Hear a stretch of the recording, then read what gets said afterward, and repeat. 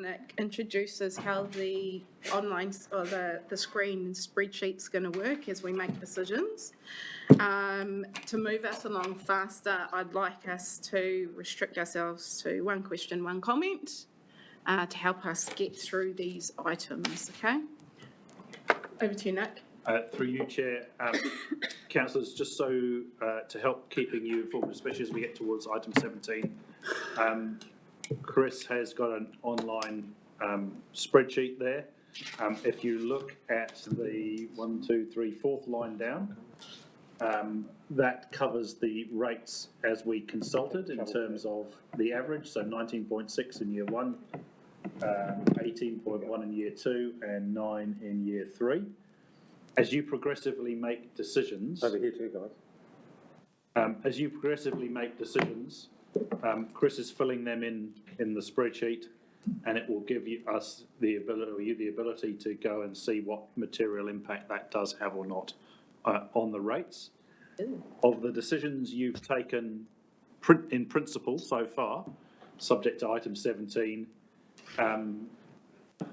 the material one has been to remove some funding from PT in years 2 and 3, and that has reduced the rate in year 2 and 3 at the moment from 18.1 to 15.9, and from 9 to 8% in year 3, as no effect currently on year 1. So when we get to particularly item 17, but as we go along, we'll keep this live, and then you can have a look at it at the end to understand where we are. Is the other material change moving the general rate for 100% capital build for Whirinaki other? It doesn't affect the overall rate take. What it does do is it puts 0.05% on the general rate, but the size of the pie remains the same. Councillor Williams? Yeah, sorry, just a comment or a question, I should say. Year 3 has gone from 9 to 8. The public transport dead rat taken for the team, I thought was going to take about 3% off year 3. What have we added to year 3 to make it back up to 8? So the difficulty is that the 1.76 million in the year 3 is the 1.1 million that's already been accounted for in year 2 plus 0.66. And so in year 3, there's only an additional 0.66 of a million, 0.66 of a million that is reducing off the rate requirement. And also the starting point for the rates for that year has decreased. In year 2, yeah. In year 2. Yeah. Thank you. Good question though, because we'll start to see how that plays out.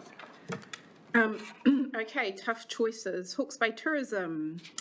Can we have just a brief intro and then question and comment, and then we move into the deliberation? Thank you. Thank you. I'm actually not going to say too much about this because there's been significant discussion and feedback already through the hearings, which was amazing. The key with this is tourism, funding for tourism is part of the economic development rate. So on an annual basis, we take about 2.6 million for regional economic development, of which in the past we've paid across 1.5 to Tourism Hawke's Bay. Just to remind you just of how this is rated, so in the past we've got residential, rural and actually lifestyle get a fixed charge, which makes up 30% of the total cost of that, and the rest commercial and industrial ratepayers pay the remaining portion of that based on a capital value. So that's essentially how it's currently rated, and I'm just going to leave it at that and take the paper as read and hand it back to you, Chair.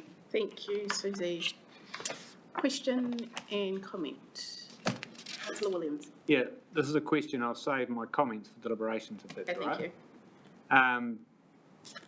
Question is, as an option, what would the implications be? I'm not saying that I want to do this, I want to just understand it, of borrowing the $1.5 million this year and paying it back through a strictly commercial property rate in next year, removing through an RFP change, the UAGC charge, so that we've got more UAGC capacity for other things.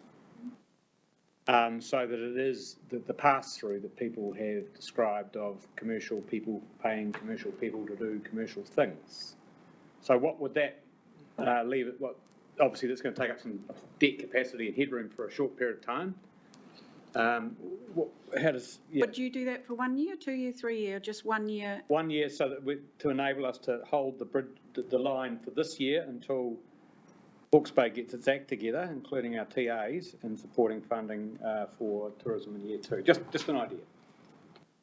How would that... Is it possible? Of course. It's possible.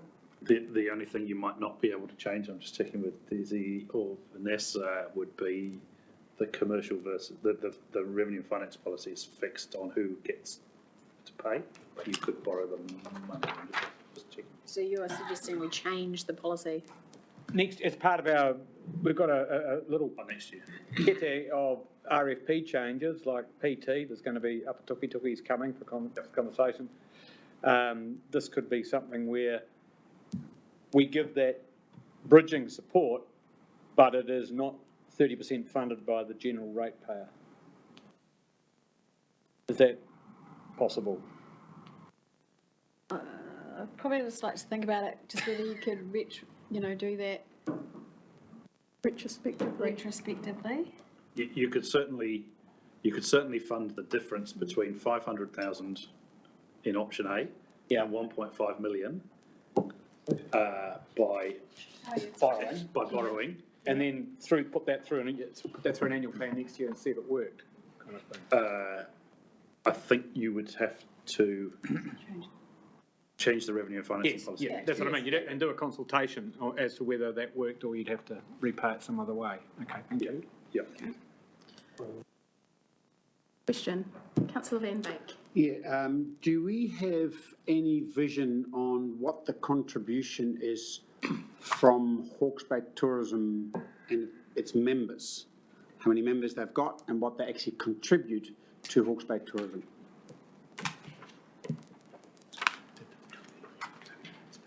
Those numbers. There's a whole pile there, you sure you got the right one?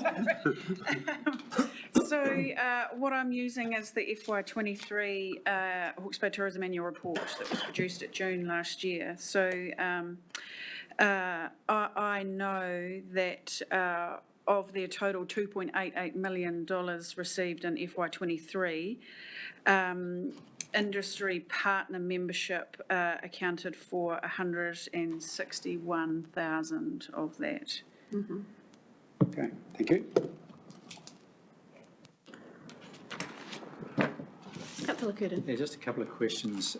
Just in relation to conversations had with the TAs, has there been an indication, or am I correct in my understanding that there's been no provision in any TA plan for a contribution to tourism over the next 3 years?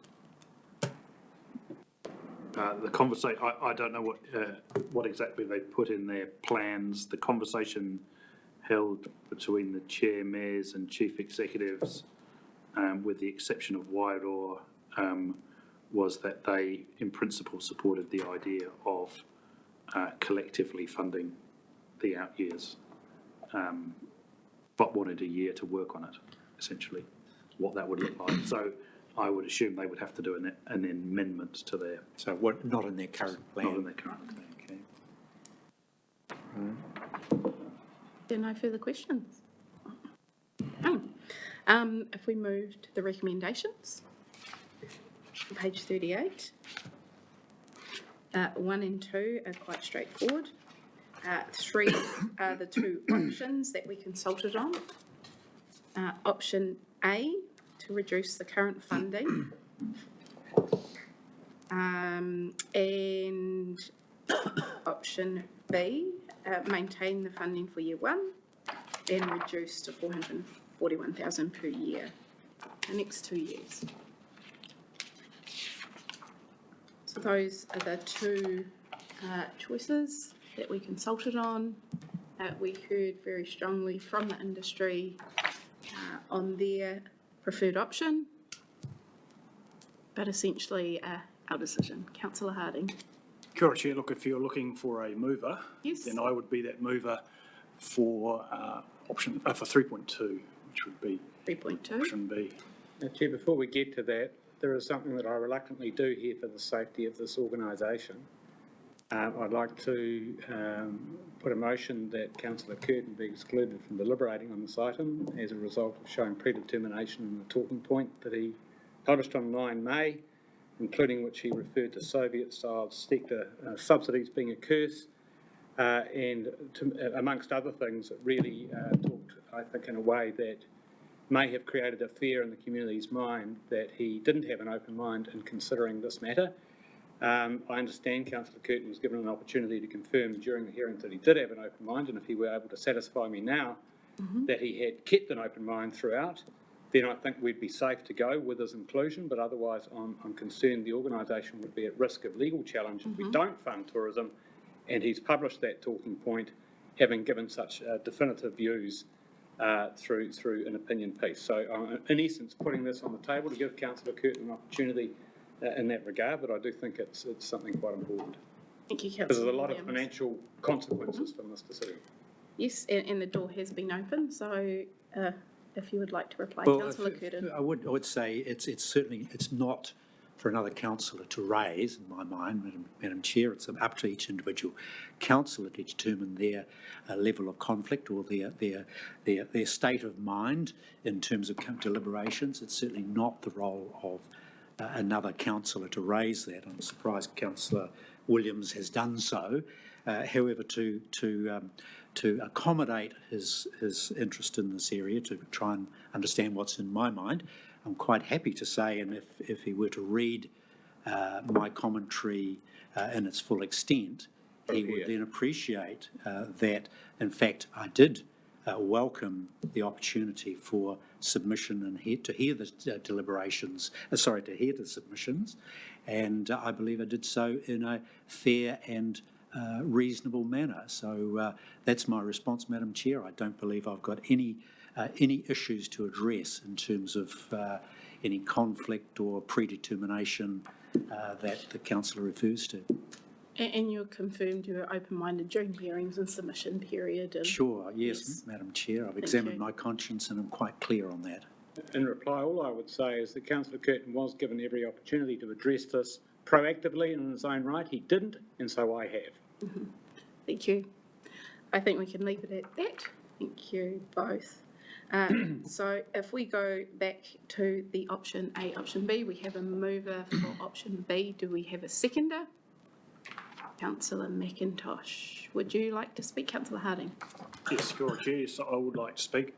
Look, as the paper reflects, I think the word overwhelming, it's a pretty strong word for staff, but overwhelming support, 10.1, for continued funding for Hawke's Bay tourism. That was that's what I certainly heard when at the oral submissions, and what I read throughout submissions, a very well-organised campaign from Hawke's Bay Tourism, and I want to compliment George Hickton for his stewardship, and I'm sure the rest of the board were fully involved in that. It was a quality campaign, but more than that, what it did and the information that it brought out made it clear to me that that's supporting regional tourism in some way, and supporting the work of a regional tourism operator is essential business for somebody, right? And so I hope that there's little, if any, doubt left of the value that a regional tourism operator brings. And if there's some good that's come out of this consultation, it's clarity, I hope, around that point. I think having opened the door very firmly to this question about how we should fund in future, I think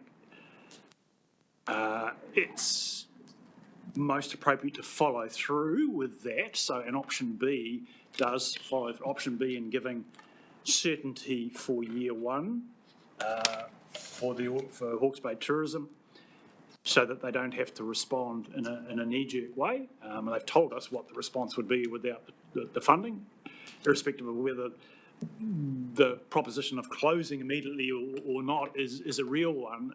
The business that they do is real and important for the region. So option B preserves that operation and keeps open the dialogue with with the TLAs around the future funding. My own journey through this went, I went on a journey around bed taxes. I actually came to the conclusion that, in fact, some form of rating is the most efficient mechanism for recognising or for spreading the burden of a function which falls widely across the community, and it's instructional. If we look at the table, and where are we? There's a staff table about where the benefits go, and there's only been 7% of tours, 10% of other tourism. The rest is everything else. So to expect that only regional tourism operators would fund all of regional tourism is simply fanciful. Anyway, so happy to support the motion. Personally, I think the work they do is fantastic. I did want to also commend Jessica Vandy. I'll just make sure I've got her name right. A fantastic presentation from someone who doesn't actually work with our industry, but is a resident expert in regional, Jessica Vandy, a consultant to regional tourism operations globally, who was able from a, one step removed, but very, highly informed way to assure us of the value. So I look forward to their ongoing business and giving them the opportunity to work with our community and our TLAs to figure out how to fund in future. Thank you. Thank you, Councillor Harding. Councillor McIntosh. Thanks, Chair. I'll just deal with some of the things that have come up. One of the most obvious ones is it's not our core business, and of course it's not. But it must be pretty frustrating to the industry, because that debate was had about 10 years ago, and it was determined that this body was the most suitable entity to collect the money just from an administrative perspective. We undertook that decision in consultation with the other councils. So that is why we're doing it. It's got nothing to do with core business. Alternative funding sources has been discussed. The industry has investigated alternative funding sources, in particular things like bed tax, but they're not able to get those through, they're not able to get that through for governmental reasons. The beneficiaries should pay more. The beneficiaries are way too far spread. As that chart that Zan was referring to shows that 60% of the beneficiaries are retailers. Well, you might get it out of a souvenir operator, but you're not going to get it out of a hardware shop. On the positive side, I mean, nobody has questioned the quality of the work that tourism do. In fact, it's the opposite we've heard from all the submitters we had. To me, they're the sort of entity actually that we need to be supporting in the context of they take a dollar and turn it into something a whole lot more. They're a bit like a tourism equivalent of a catchment group. I'm also mindful of the potentially bad incomes that evolve if we pull the plug, especially if the plug was pulled straight away, and the impact that that would have on the industry. And they gave us some quite good examples of that. So overall, I would say, yes, it's not our core business. Actually, we've made that decision. We made that decision some time ago. All the other aspects point in favour of a local authority funding them for what is very good work that they do. Thank you, Councillor. Any other speakers? Councillor Williams. Yeah, look, I'm very firmly of the view, as a matter of principle, this is not our lane. Right? That's my starting and default position. It's been the way almost throughout this conversation over the last 6 years. But I don't think we've managed the transition fairly. I know they've been on notice, but if we put them on notice 18 months ago this was coming, and we'd lined up a plan B so that when they got 3 months, they've had 3 months to sort out an entirely new funding model. I think that is raising issues of legitimate expectation. I apologise to Councillor Curtin for putting him on the spot before, but we are putting potentially, if we decided not to fund this, a huge number of businesses, I'm sensing, at financial risk that might not otherwise be.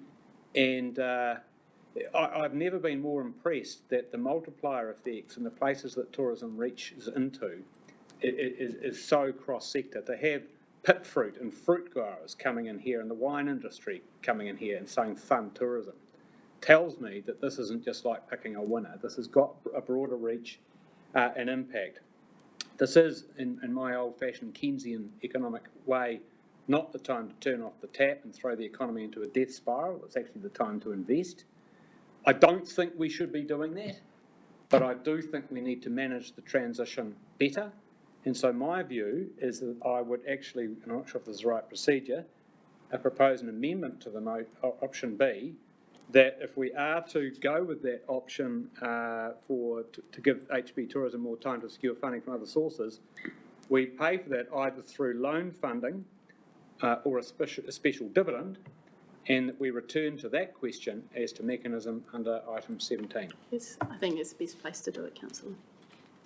So that's where I'm at. Yep. So I'm happy to put that amendment to the motion for me on the table. I'll just let you know that's what I think. Councillor Curtin? Thank you, Madam Chair, and it's been an interesting and actually fascinating submission process, and I make no apology whatsoever for supporting the preferred position of council, which is option A. That's the discussion we had when we went to the consultation document. Any statements that I have made have been in aid of and indicating support for the council's preferred position of option A. And to emphasise this, I was very drawn to and fascinated by the submissions as they came forward. They were very influential in terms of my positioning on this. I did have an open mind on that, but everything I heard continues to draw me to option A, and I'll give some rationale for that. I appreciate the sector's widespread concern at the potential for a reduction in, if you like, an overall withdrawal by this council because it's quite simply not our core business. Going back to the history of this, and a decade or so ago, it was very much, yes, we will do this, but this is a short-term measure, it is not permanent, and the signals had been sent year in, year out. Each term is a 3-year agreement with a fixed and finite conclusion to it. I was taken by the broad spectrum of submitters and their passion for tourism in the region, undoubted. In some senses, it took on almost a Trump-like rally call, almost to the tune of make tourism great again. That sort of passion was driving, in my view, a large number of the submitters. But along the way, and forgive this term, there was a bit of fake news. Not only fake news, but a bit of fake money coming through with one of the submitters. And tongue-in-cheek there, I hope you can see. And what I'm saying is that HBT was on notice. They have been on notice throughout. The claims that the collapse of tourism in the region, or visitor numbers in the region, will inevitably follow is simply not true. If you look at the reality of tourism and visitor numbers in the region, the effects and the influence of Hawke's Bay tourism are on the margins at best. And what we're doing now is is buying into an argument that somehow inflates the role. Tourism will continue if we choose option A. Visitors will come to the region because they are influenced greatly by individual entities. What concerns me, Madam Chair, in this is that the ratepayers are expected to continue to fund this economic activity ad infinitum. That was never on the table, was never an offering by previous councils in this regard. And I'm really fascinated by the expectation by the sector that they would expect to continue that support, ratepayers funding support to continue. It really brought home to me in submissions, and this is why I continue to question submitters on this, is in fact, what is your contribution? We had the spectacle of a contribution, a submission from the Napier Port, for example, who acknowledged that over $5 million of revenue from berthing of the cruise ships, $5 million, and yet their contribution was something like $360. That's 0.1001% of their revenue line. So what we've got is, and again shared by the Napier Port, critical to their industry, absolutely essential for flights coming and going in through the airport, and yet their contribution is a mere $500. We have the same thing with hundreds of millions of dollars of assets at stake with the likes of the Mission, with Craigie Range and other major players, and yet the contribution is so infinitesimal. My concern is that Hawke's Bay Tourism was always on notice. It always had opportunities to go out there and get the dollars in. It could tip up tomorrow to the port and ask them for 50,000. That wouldn't be out of the way.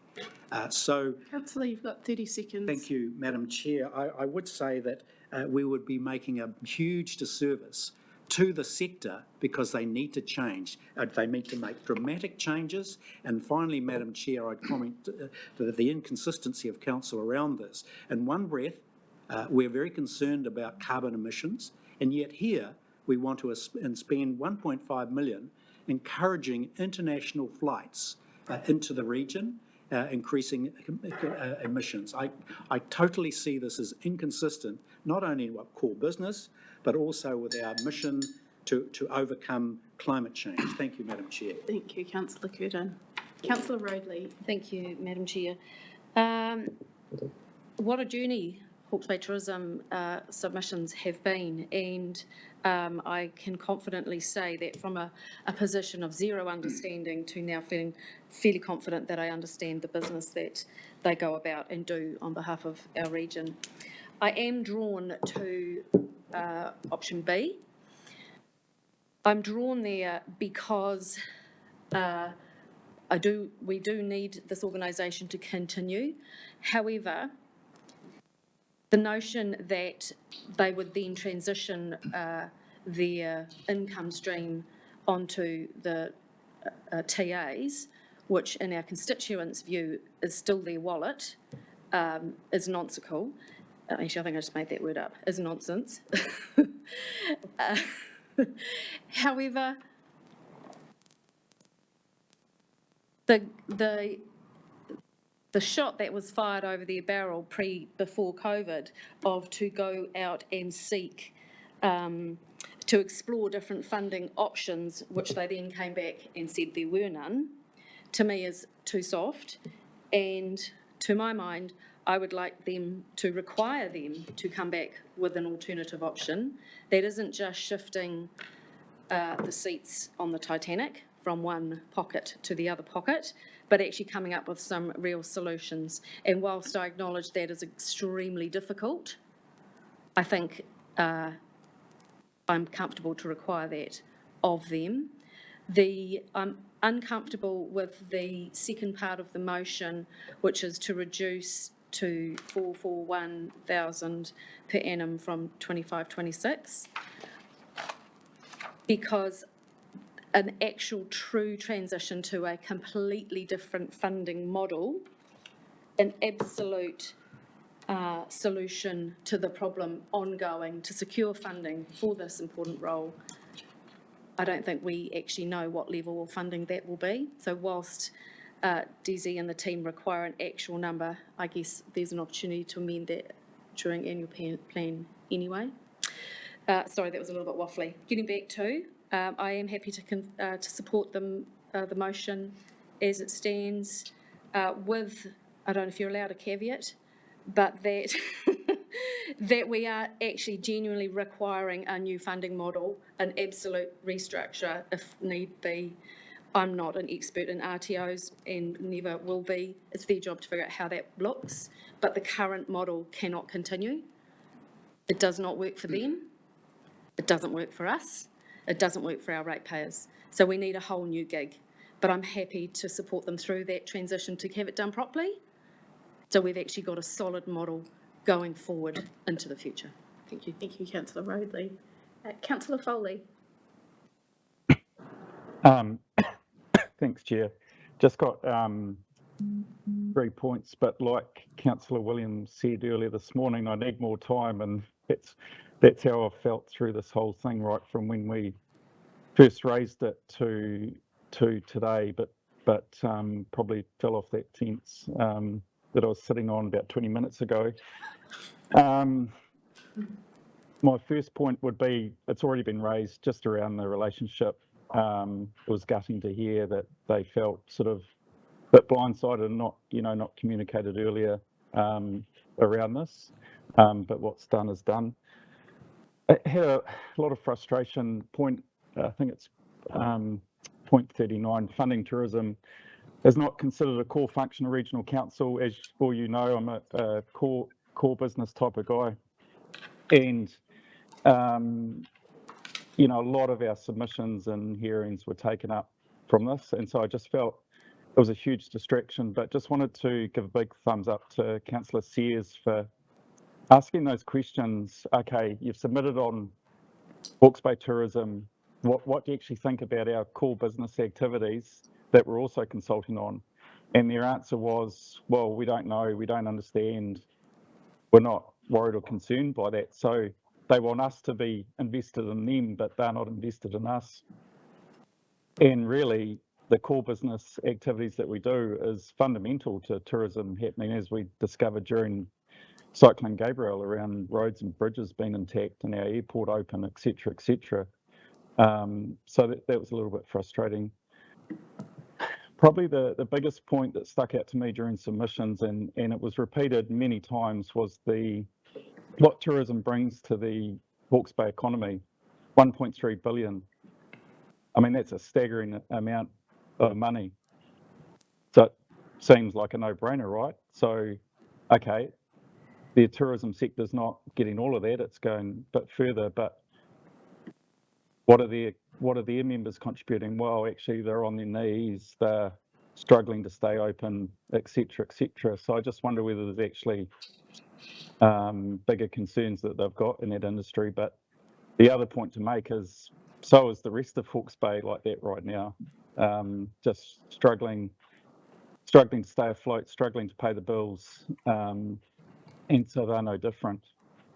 So I think, I don't think we're cutting them off at the knees even with our preferred option. It's still $500,000 for year one, and then we obviously have annual plans, et cetera, from year two onwards to readjust. So I'm not in the belief that it would shut down just in year one. We're still giving them that $500,000, and no doubt they've got funds to carry on with as of today. So I'm not going to support option B.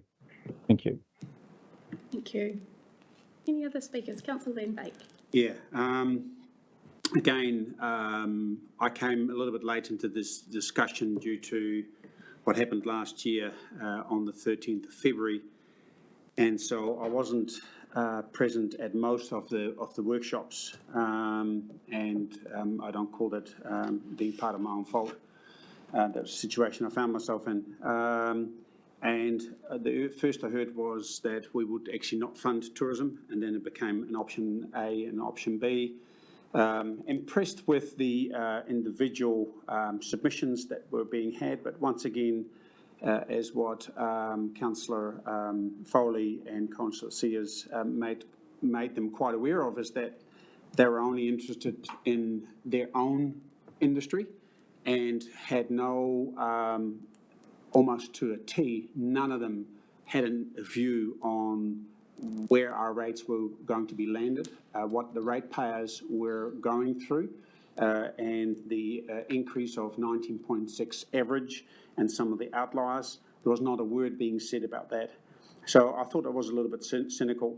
A 1.3 billion industry, we have got an industry, for instance, the apple growing industry is not even $1 billion, and they levy their growers, and that's by statute.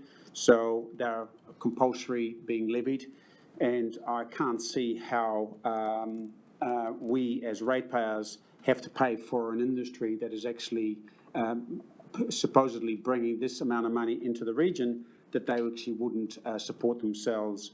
Looked at a group of my neighbours, when around 10 of them, each of us as individuals, we pay half in rates to transport what the port pays. Well, once again, I think they should have looked at this further. They had been on notice, and once again, it's a bit like, I believe, like Rogernomics, when the S&Ps in '85 were taken off. Some of you may be too young to remember that, but that actually made us as an industry, as a country, better farmers.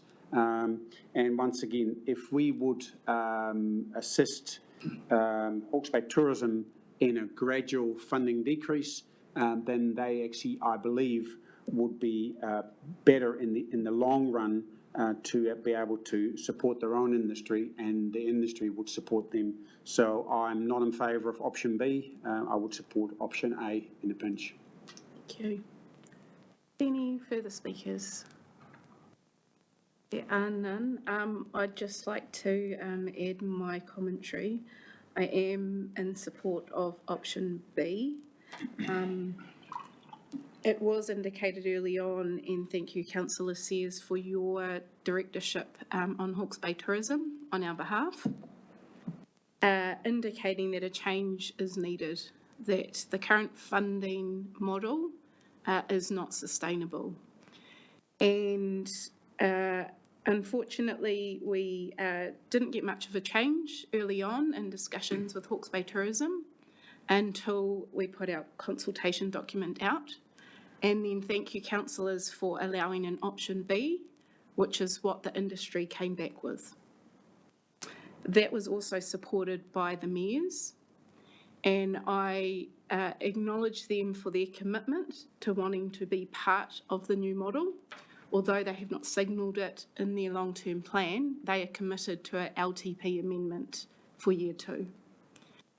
I also think this is a great opportunity for the industry themselves, those who benefit the most from tourism visitors, to put their hand up and to contribute more to an industry that they love very dearly.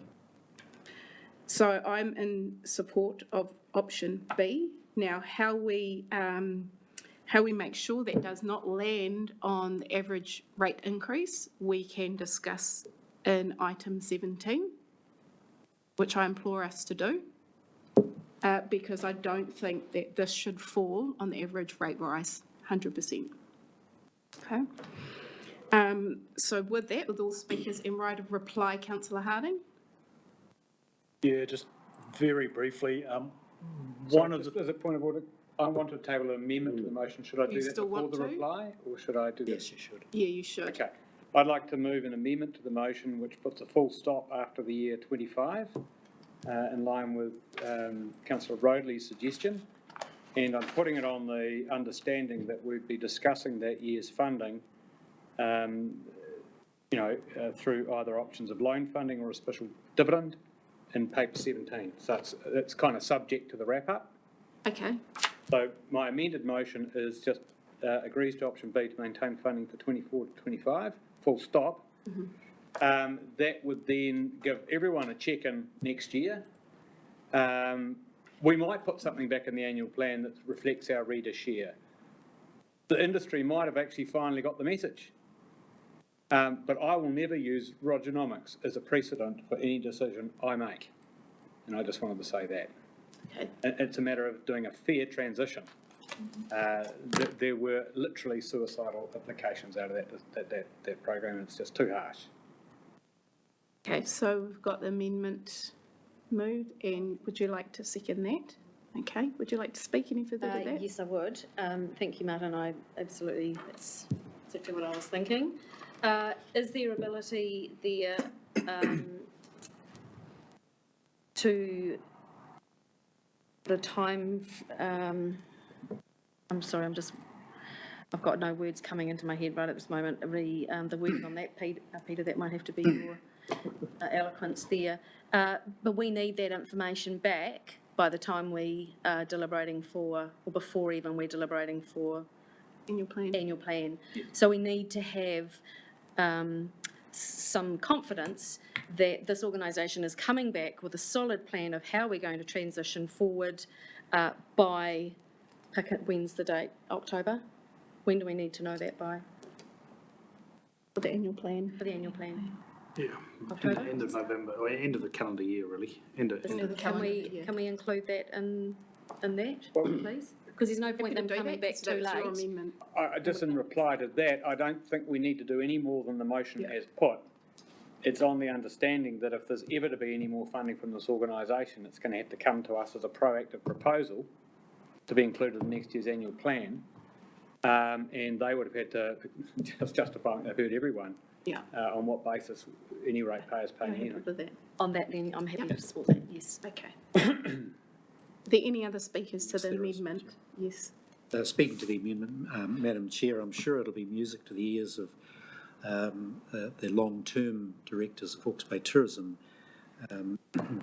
One thing that's come out of the current proposal, our preferred option, is that it's focused the minds of the sector on what their future should look like. By adopting or making this amendment, I'm afraid it removes the flames from the fire. We are back to where we started, with a sector that is not willing to change. Change it must. The world has changed, and the methods used in the last decade are simply not going to cut it going forward. And just to make clear, Madam Chair, my view of this is that I do support tourism. I do support their future. My family are intimately involved in that. In fact, the discussions are quite robust around this particular topic, who have a vested interest from it. But when you are donkey deep in your business, when you are in a hospitality environment, for example, and you've got your head down, your bum up running your business, you're not really seeing the wood for the trees. And I use, for an example, if we do not keep the pressure on Hawke's Bay Tourism in this regard, we're not doing them any favours. Change and dramatic change must take place. The only way to achieve that is to remove the if you like, the life support that we continue to offer. So I'd prefer to leave the spectre of a reduced level of funding in the out years rather than to remove it entirely. I think that's a much more strategic position for this council to be in. Thank you, Madam Chair. Thank you. Just to clarify though, Councillor Williams, your amendment doesn't remove the reduced to 440. Yes, it does. It does. It puts a full stop after 2025. Right, So yes. we're not. And then delete the rest. That's the amendment. Right. I think we'd need to vote on whether that amendment goes and then put that amendment Okay. on. Thank you, just to clarify. Could I just understand better what Councillor Curtin was suggesting? To leave in the second half.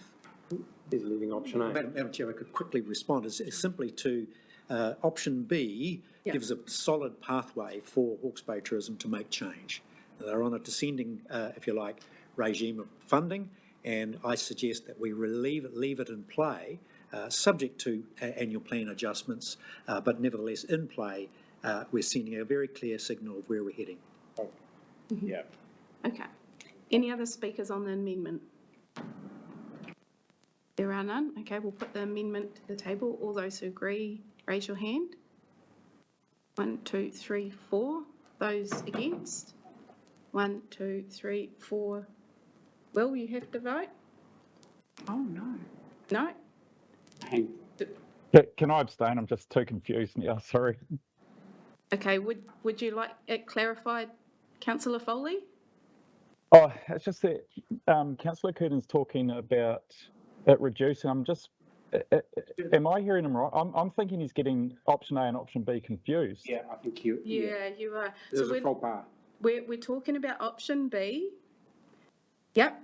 Yeah, no, I get that, and I get Councillor Williams' amendment, but I don't. What Councillor Curtin's saying doesn't match with B. It matches more with A to me, to what I'm hearing. I think you're probably right, councillor. Chair, in reply to what councillor Curtin said, I'm simply presenting them with a cliff, which is what I thought you wanted. There's 1 year of funding. Anything else is off the books unless you say you prove otherwise. I'd rather not signal that we're keeping them 440 next year and they can bank on that. It's nothing, unless they can persuade us otherwise. I'm happy to go with that, councillor. It's just my love affair with the Hawke's Bay tourism. Okay, we're going to take the vote again, the amendment, which is option B, but funding only 1.5 million for year 1, and we're not committing to anything year 2 or 3. That's the amendment that I That's put. the amendment, and that's the second. Okay. All those who agree with that amendment? 1, 2, 3, 4, 5. Was that your hand up, councillor? I guess so. I mean, 6, I guess so. I don't agree with option B, but if this is what it has to be. 7. Okay. Too hard. And those against? Yeah, I'm against. You're against? 1. Would you like to? So what do you say if you abstain? prefer option B unchanged? Option B, Then you vote this down. Then only you vote this down. funding for year 1. Vote down my amendment. Would you like to vote against? Yep. Thank you. So 1, 2 against. Yep. Thank you. But Chair, that means the amendment's carried, so we can now Amendments. put the amended motion. Is that right? No, the amendment's carried as a motion. All right. Thank you. But I'd also like us to agree on 1 and 2. I'm happy to move. And second, all those who agree say aye. Aye. Those against, carried. Thank you. Got there, team? Okay, sustainable homes. Still listening to you.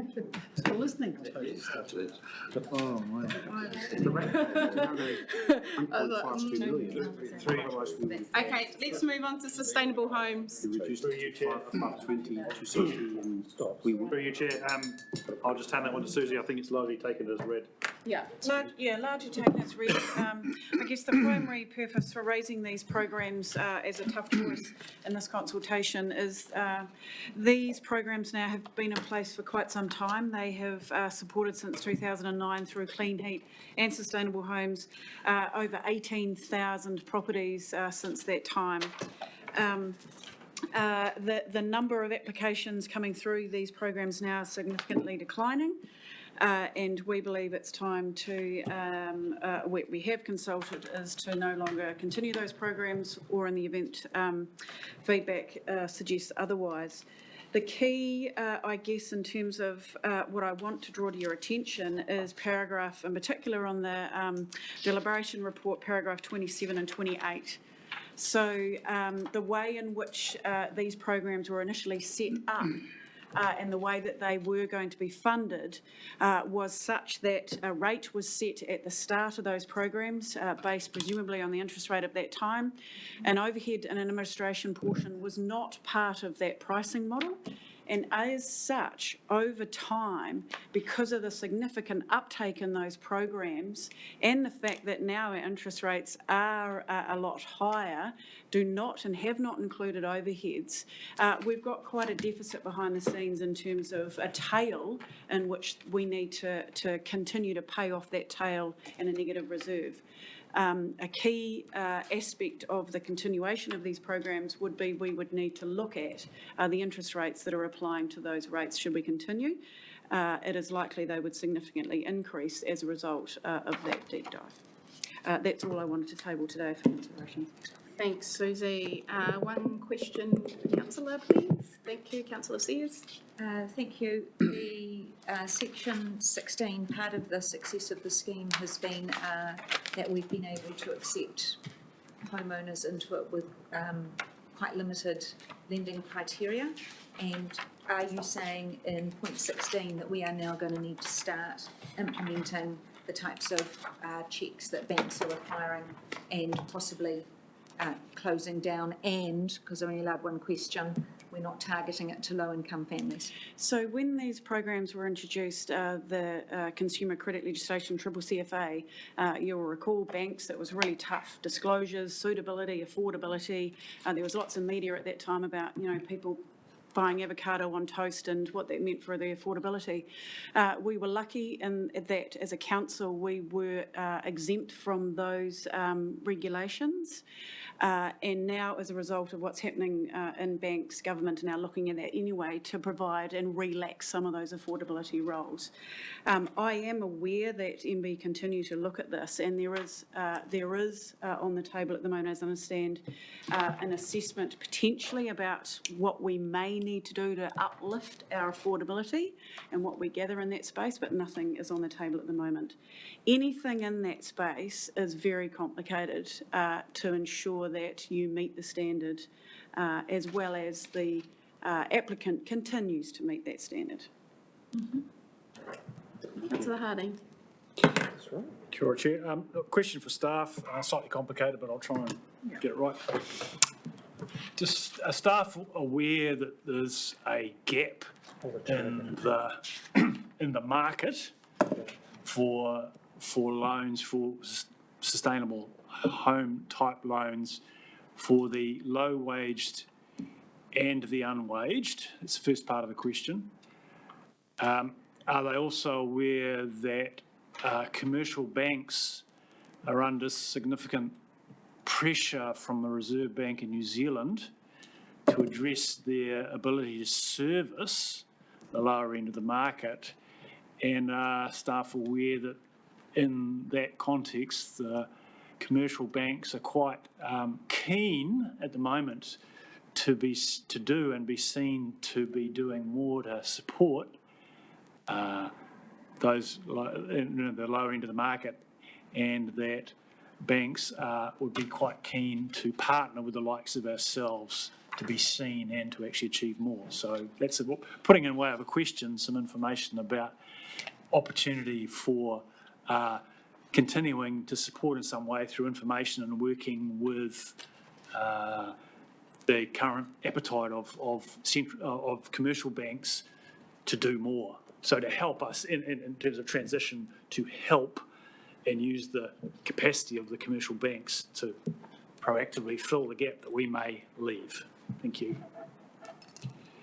Did you get that? I think the question is, I think the question is, are you aware there is a potential gap and am I aware of the banks are not supporting lower socioeconomic type families and situations with these programs? And that they're keen to work with us to kind of patch that up a bit. I am aware of the desire for banks to assist with lending in areas where there is sustainable outcomes in place. I am completely aware of that at the moment.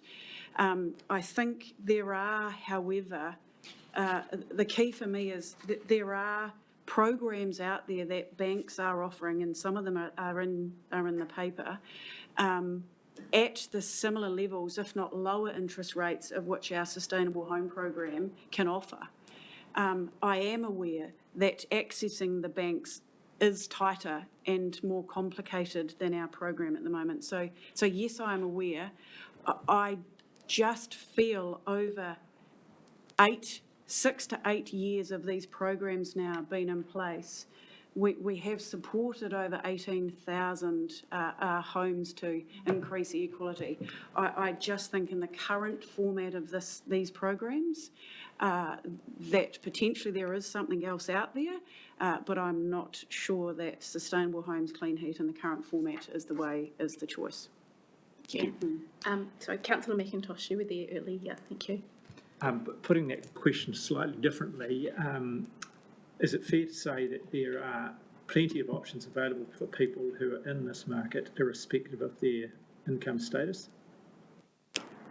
The key is passing that affordability test, and I think that's probably the hurdle between us and the financial services industry. However, what we're talking about is not huge loans. These aren't $100,000 loans. We are talking $2,000, $3,000, $4,000, $7,000 up to $20,000. Yeah. So I can't say a person wouldn't get it at a bank. I don't. It's just a greater hurdle. Councillor Van Beek. Yeah, if there are these options available, definitely in 2022, there was quite a number. 2023, I think for obvious reasons, there was a dip. We're getting back to normal numbers again. If there are such great programs available, why has the public not shifted to those options and still coming to us? I can't tell you, sorry. Maybe to do with the success of the scheme and how easy it is to incorporate, to be involved and incorporated with your rates, affordability, because it's the poor people that generally are in this situation. I think we've got to remember, so the rate, yes, could be. Okay. Yeah. Councillor Rodley. Thank you, Chair. I'm drawn to note the success of this program and the number of homes that have increased their sustainability and the livability for the whānau who live within those walls. I'm also drawn to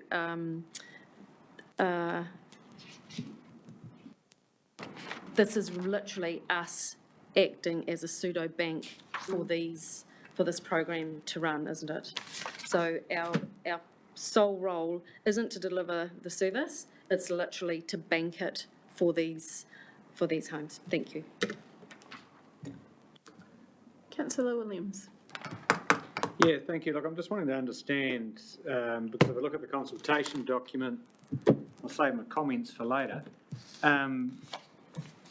This isn't actually about rates, this is about debt capacity.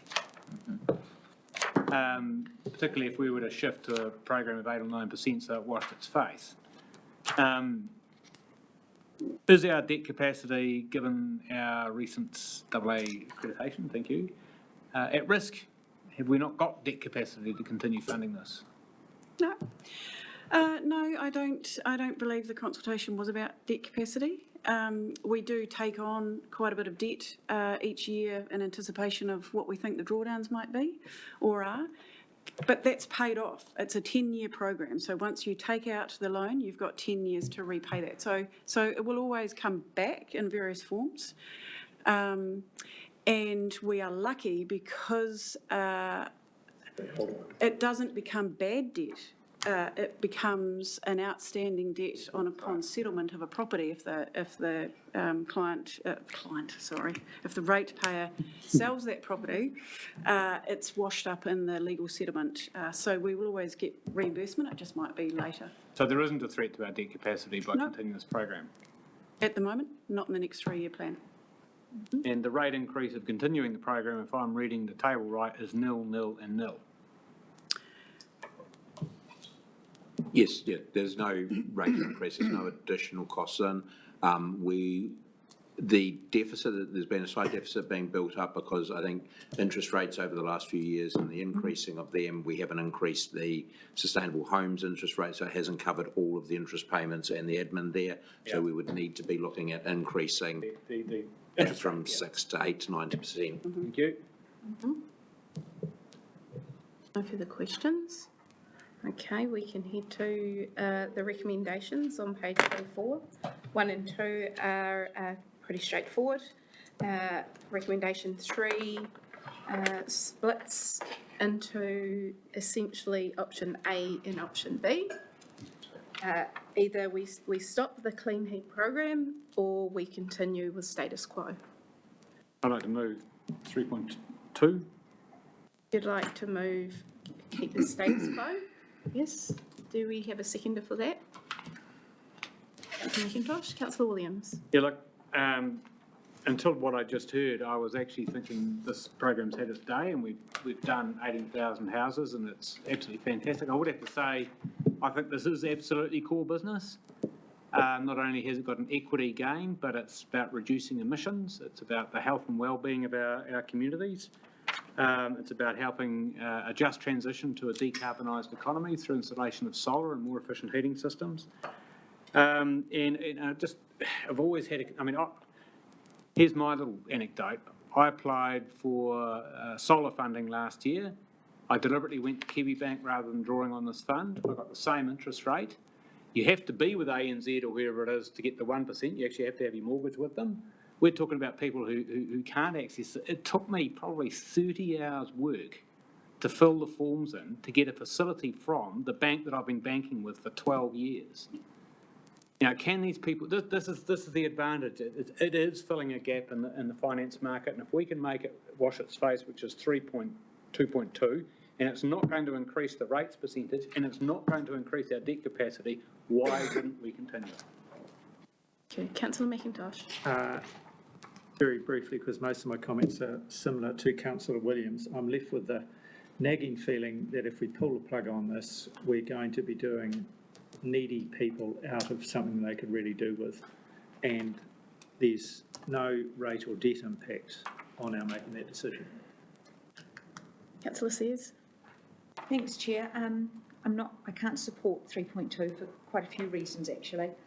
Our scheme is not targeted. It is not targeting the lower income people or renters because it can only go to homeowners. It hasn't been washing its own face by a long way. The last time I checked in, it owed something like $5 million on the general ratepayers. It's been far from cost neutral. It's going to need to be 10 or 11% in my calculations by the time we employ another staff person to start running the CFA requirements, which are going to be long and complicated. I don't see this actually meeting the people who need it. Probably the people that did need it were collected in that first tranche, and it's not cost effective, and we're not very good at it, clearly, because we haven't been charging enough to do the job.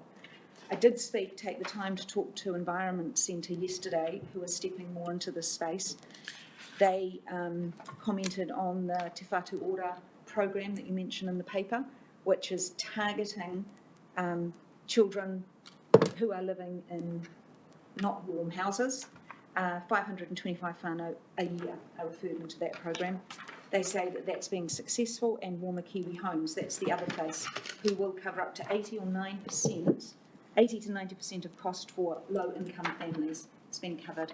Environment Centre's also stepping into some partnerships with national providers around energy efficiency and grants into homes that people will go into the Environment Centre and be directed through and supported through, and they're hoping to grow their capacity in that. So I actually see there are far better ways for people to access this than through here, and actually the people who are going to need it will be making it, and I think our cost structure is going to be so huge to manage. It's a line of work that we really should be following on. And I notice most of our submitters felt the same way. Thank you. Councillor Curtin. Yes, Madam Chair, I do think it's a long bow to put this program into core business.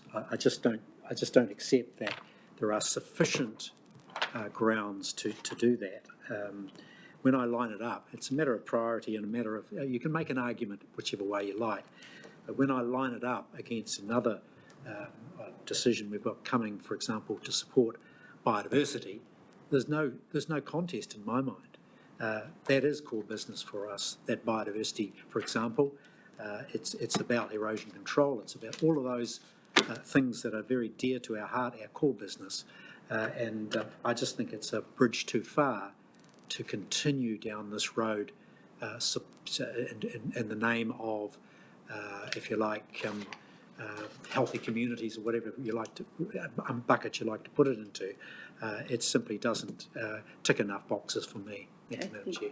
thank you. I'll go councillor Foley, then councillor Riley, then councillor Lambake. Thank you. Thanks, Chair. After the last paper, I might just go on a bit of a limb here and support the preferred option. I think it's all been said. I agree with Councillor Sears that there's lots of other options out there. Just on personal level, like, you know, in the rural scene, banks have been pushing green loans for a number of years now at reduced interest rates. Just at a farming level, I don't think it's going to be any different in this space, and there'll be just other providers come on board, like was mentioned. I also don't believe about no rates impact, particularly when you read the commentary and hear about, you know, this extra staffing time and admin required. There'll be an impact there, and we've had plenty of submissions around, you know, staffing levels. So I won't be supporting 3.2. Thanks. Thank you. Councillor Di Rodley. Thank you, Chair. Yes, I would like to support recommendation 3.1. Whilst I'm drawn to the word sustainable, which absolutely is our core business, I don't believe this program is, the devil is in the detail, and actually this is just a banking function that we are providing. And I do note in the papers that we will still provide information and support and connectivity to families in need, to the providers who belong in providing the service. So I would like to support 3.1.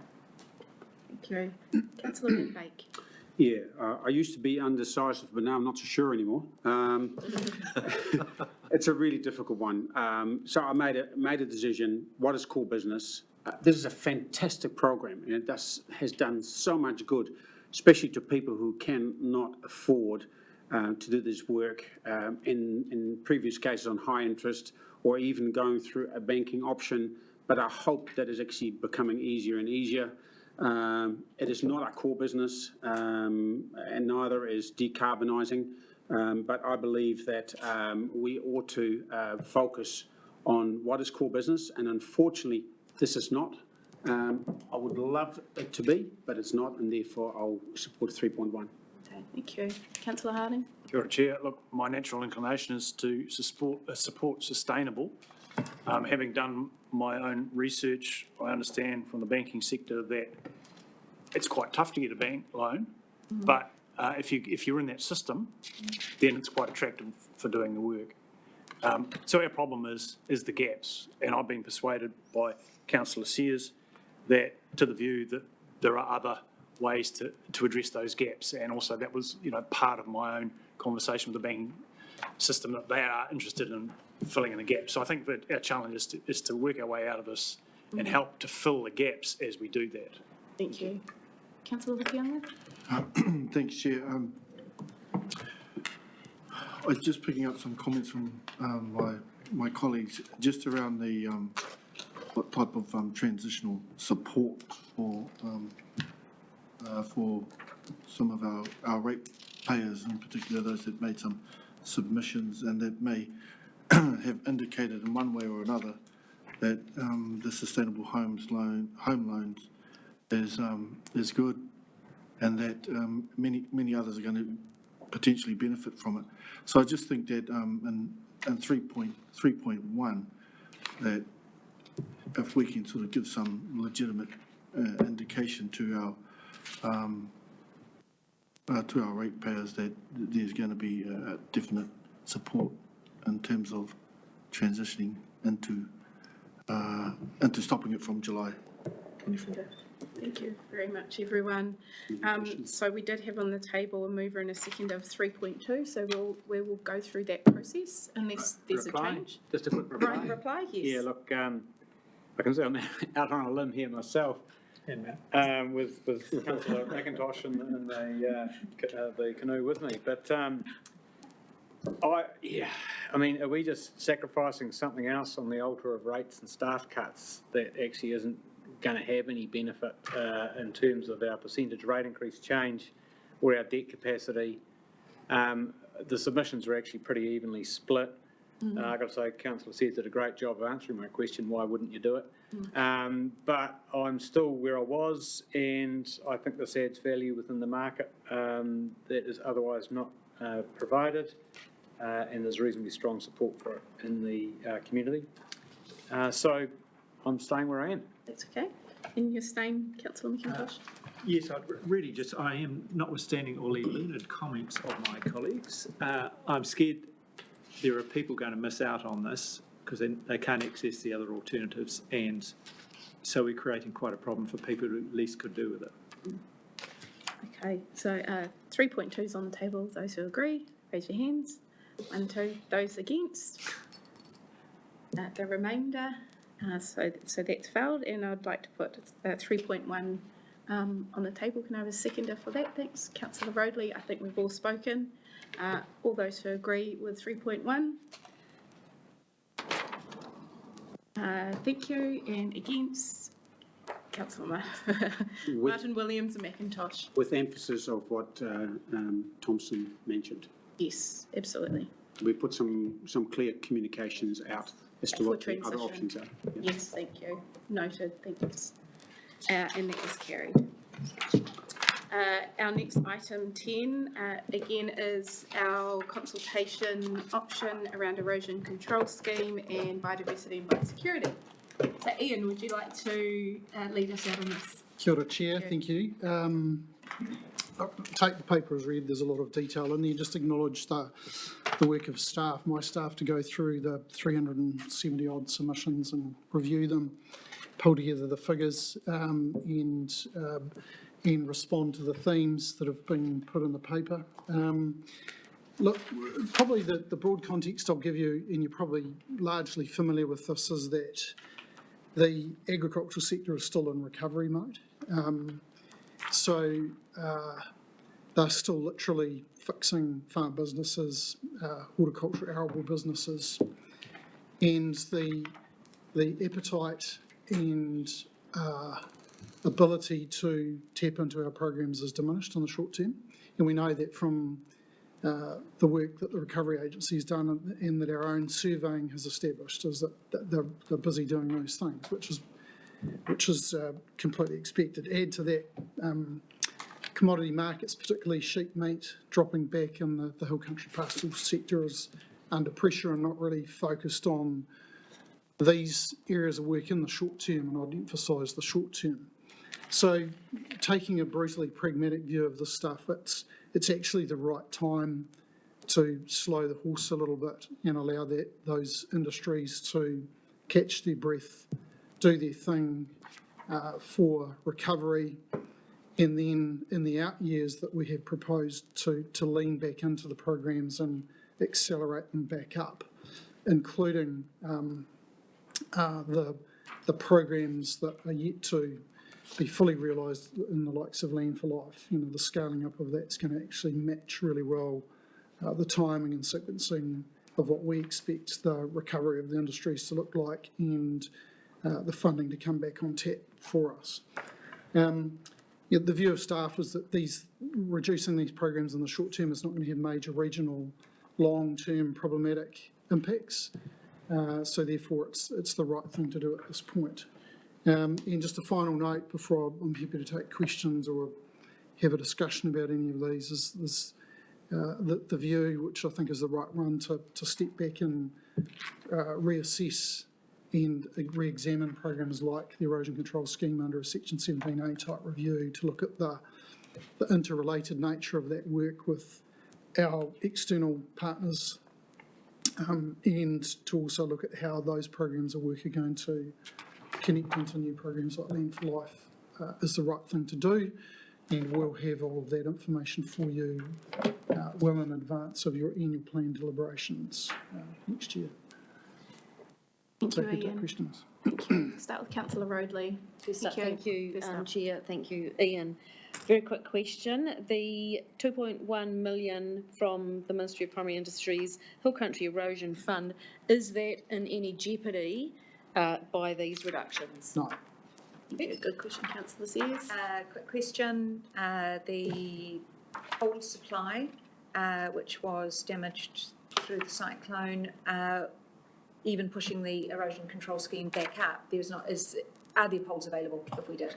It's a really good question, actually. I probably should have said earlier that it's the other benefit of the scaling back a little bit of the program is that we are building pole production. So this year's pole production looks to be about the same as last year's based on the audit that was just recently completed. But what we're anticipating is that, that's about 9,000 A-grade 3-metre poles. What we're expecting is in 2 years' time, based on all the improvements that have been done and the establishment of new areas, we're going to be up to about 30,000 A-grade 3-metre poles, which is going to match the demand curve we're expecting from the hill country sector. Okay, Councillor Harding. Kia ora, Chair. I'm just wondering, with the most recent discovery of Senegal tea, whether the budget is sufficient for known and unknown biosecurity response.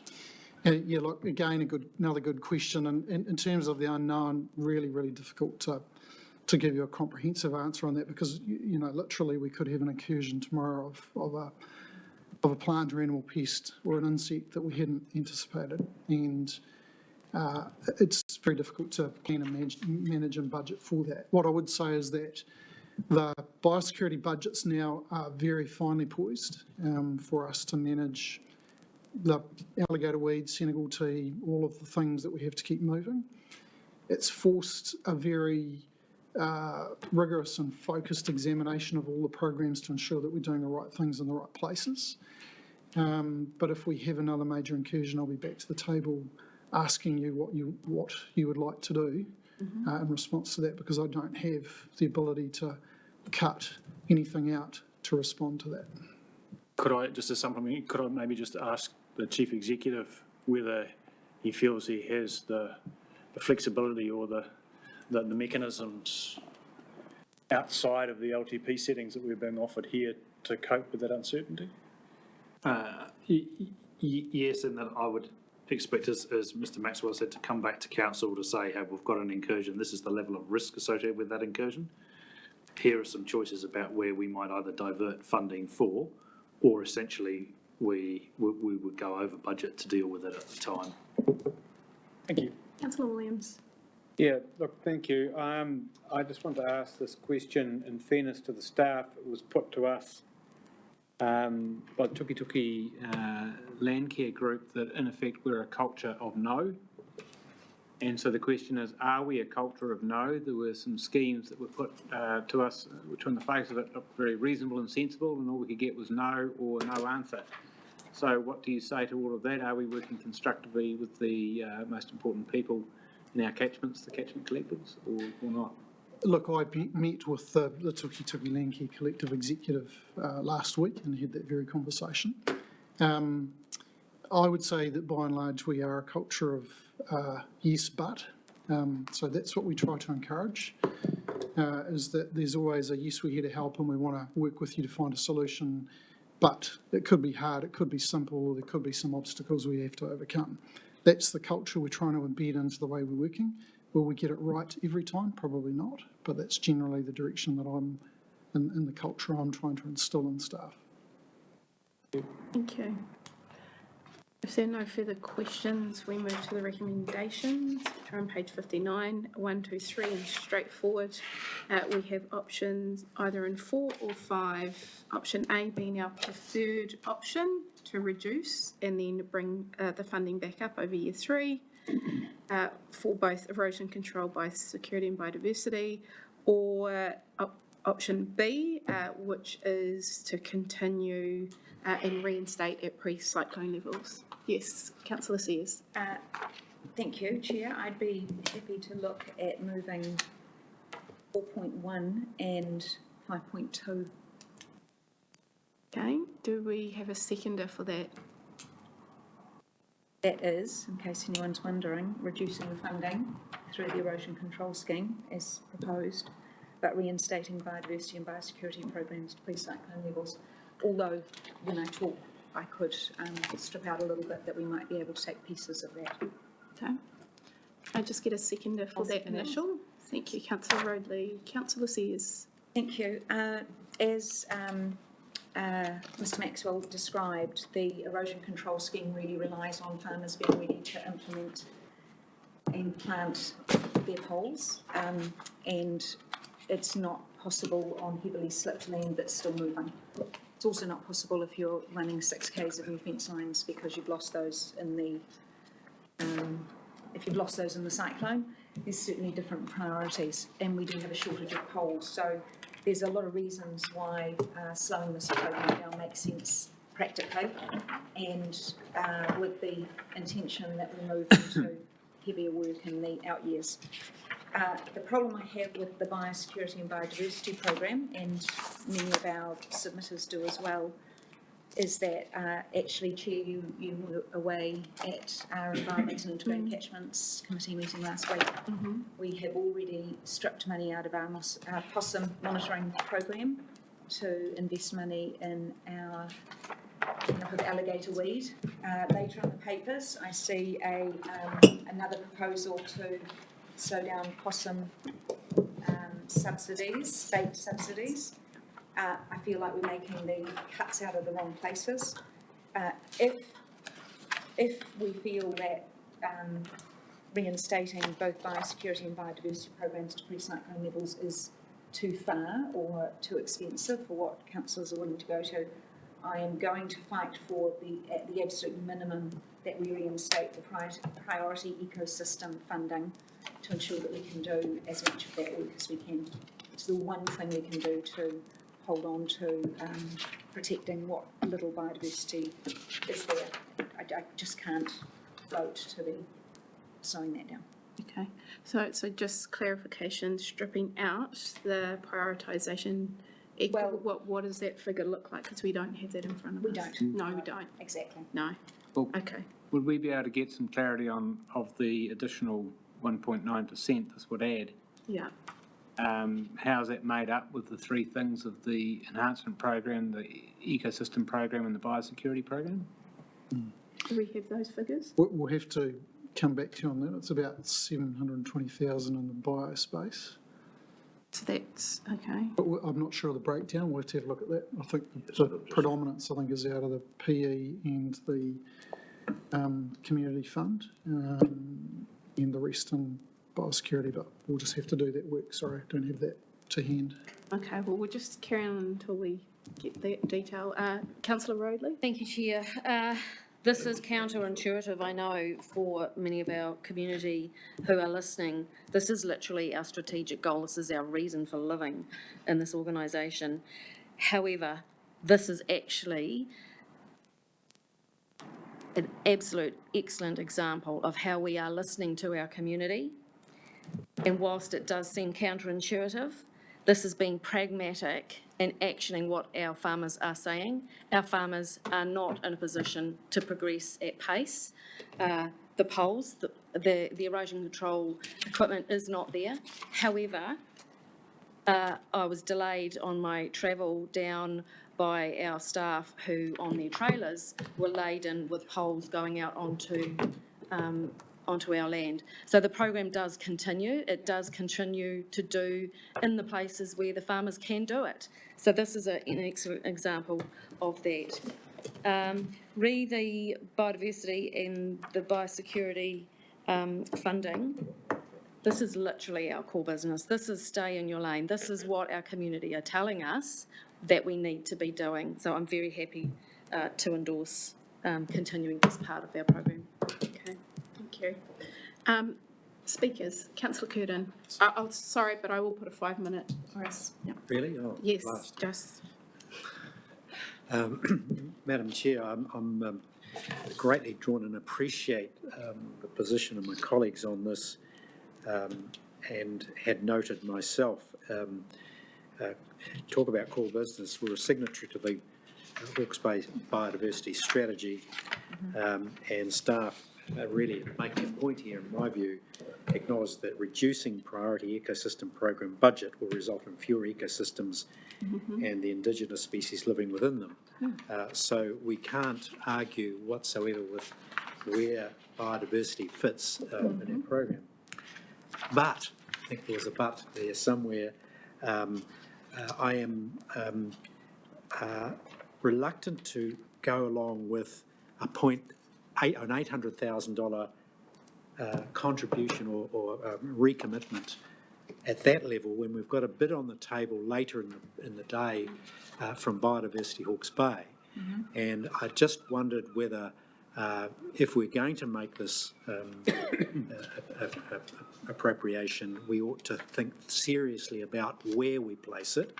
And my preference, given the importance of Biodiversity Hawke's Bay, is that we really think carefully about where we best locate. I'm very much in favour of putting the dollars back in. It's where we put them, and that is of greater interest to me. So reluctantly, because of that conundrum, would prefer to keep our powder dry until later in the program. Okay. Any other speakers? Councillor Williams. Yeah, thank you. Look, just can't help but reflect on a couple of the submissions that we got on this topic in terms of reducing the level of spending in this area. As a councillor, you are making absolutely ridiculous suggestions. Each of these is too important to pause. Erosion control is essential. And I think that was Glenn Marshall who said, if you do this, you're cutting the meat and not the fat. So I think it's a greatly elegant solution that Councillor Sears has proposed of matching, in effect, erosion control to our capacity to deliver, and being very cautious about any reduction to biodiversity. I do think we need to get a bit more fine-grained in that. I'm going to be wanting to make rock solid sure that Biodiversity Hawke's Bay has still got that DOC pathway to funding that's talked about in the later paper. And I would like to see how this all lines up. What I think is really important around this, and it's partly why I touched on the question, is there's talk in here of a Section 17A review for erosion control. I actually think we need to Uber that and put it right across our whole land care catchment management program. Because we've had that, question put to us by Federated Farmers. You've got Land for Life, you've got ECS, you've got catchment collectors. Where are we? And looking at that holistically, could we leverage greater outcomes for our spend? Do we plant poles, or do we look at silvopastoralism, as Ewan McGregor has talked about as part of Land for Life? Do we continue the ECS, or do we transition that into Land for Life somehow? How do we best get biodiversity wins through supporting Biodiversity Hawke's Bay, through working with catchment collectives, through retiring eroding hill slopes? Is it natives, is it pines, is it exotics, or what? And how do we best leverage predator control and browsers so that the planting we plant stays in the ground and is not, decimated before it really has a chance to thrive. So I think this is obviously core business, and I think there's a lot of very important thought and attention that needs to go as to what outcomes we leverage from the ratepayer spend. But I'm attracted to 4.1 and 5.2.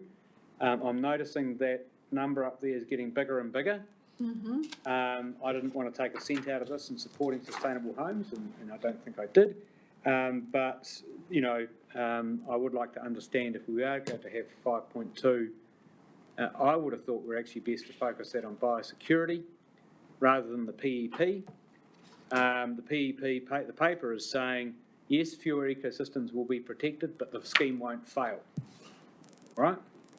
And bear in mind, there's actually 700 priority sites in this region. We're only tackling a small handful of them. So we're only scratching the surface anyway with what we're doing. And that's back to my Section 17A review, empowering our communities to do a lot of this work for us. Thank you. If that was a big ramble, I'm sorry. Thank you, Councillor Chair, could I just ask a question in regard to the ability for Biodiversity Hawke's Bay to access some of these funds? Is that possible, Ian? Sorry. My question is there an opportunity for Biodiversity Hawke's Bay to participate in some of our biodiversity programs proper? Yes, so we currently do. So the proposition in the budgets is to retain the 50,000 a year we provide to them for grant funding for them to allocate to community projects. That would be point number one. Point number two is You'll note in the subsequent, the later paper, they're not asking for financial support for year 1, but year 2. What I'm proposing to do is to get involved in the detail of the organisation alongside Department of Conservation leadership to work out what the best structure and approach to that is, because we both see the value of that organisation. So we've got a bit of breathing space for that conversation, and we would bring that advice back for the annual plan deliberations. Thank you. Councillor Foley. Oh, thanks, Chair. Just before I start, just further to Councillor Curtin's queries and keeping his powder dry, that point 3, subject to final decisions, does that give us the wriggle room to change something like he's saying, you know, deciding either or later down the track? Yes, we do. So Yeah, provisional decisions till we get to item 17. Yeah. Okay, thanks. Look, my only comments I'd make is around erosion control. I just would have said everything the same that Ian said at the start of this. From what I see out there, experience myself, talking to other farmers, talking to our catchment advisors team, it's kind of it's an easy decision to make, even though we're pulling back, but it's simply to match the demand out there. So I find that quite easy one. And 5.2, I liked Councillor Williams' thinking around biosecurity. I mean, that's a definite.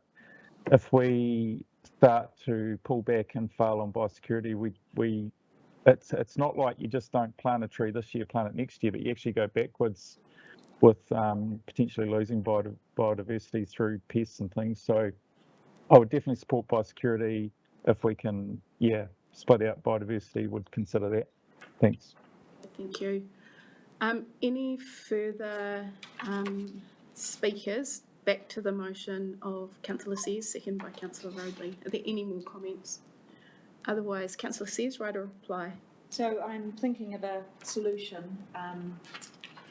Having listened to comments, I'm not sure if I agree on the biosecurity versus biodiversity. It's a really complicated question and something that staff and Ian should be coming back to us to unpick. What I could do is make the suggestion that we take 4.1, but in 5.2, we amend that to not reinstate, but so we were proposing to drop to 5.6.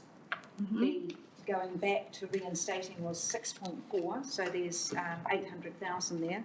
I could make a proposal that we increased 400,000 for year 1 towards that, subject to Ian giving us a paper on where best that's spent within that biodiversity biosecurity. This year 2, 400,000, that's already proposed, and then year 3 there's the next 400. So rather than it being a 2% impact, this year's rate it would be a 1%. Be a 1, and a 0. Is that what you're proposing? Correct. Increase? Okay. Well done. Yep. And you second that, Yes, Councillor Roadley, to try and address that? It's a great solution. Well done, Councillor Sears. Okay. Yeah, and just a question on that. So the understanding would be you're putting that 400,000 less reduction or back on the basis that we'd get advice as to where the best biodiversity biosecurity outcomes achieved from it across those schemes. For the extra 400,000.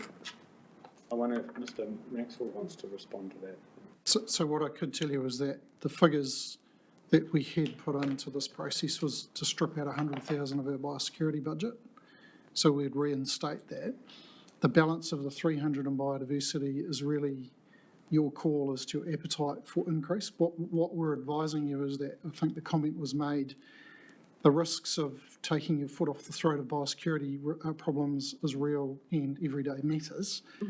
Biodiversity is a little bit different in that if you don't plant a tree this year but you do it next year, you're not having that long-term recovery that you're going to have to deal with. So if you've got the appetite to put money back into the budget for biodiversity and we can increase our program for priority ecosystems, that's a positive thing, and we will make positive biodiversity gains from it.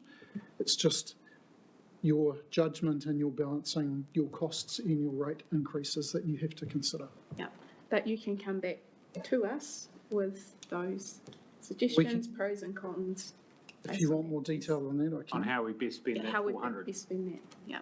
Well, yeah, 100, I would say, would go back into our biosecurity programs to get them back up to Yeah. the current levels, and you've got 300 left. Yeah, the 300, yeah. 300. Yeah, okay.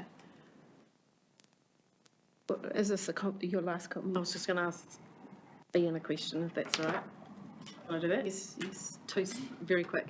Ian, of that 300, is there an ability to use that money to recognise the deficit that's been created via cyclone, the impacts of the cyclone? Sorry, you mean? To sort of frame it in a way that we're looking at the biodiversity that's been decimated, whether it be in the marine environment or in the estuaries, Sure. as a result of Cyclone Gabriel. So it's quite a targeted amount rather than just So we throw could the tag lollies it, in for the air. example, to reinstating Yes. fencing areas around QE2 covenant blocks, or topping up for deer fencing to keep deer out of covenant blocks. So we could tag it to a very particular part of the program. And we'll look forward to that coming back. Okay, so we have the motion of 1, 2, 3, 4.1, 5.2, but with the increase of 400,000 only in year 1, 400 for year 2, but 0 on what the proposed was. That's what's on the table. All those who agree, can you raise your hand, please? 1, 2, 3, 4, 5, 6, 7, 8. And those against? That's me? 1.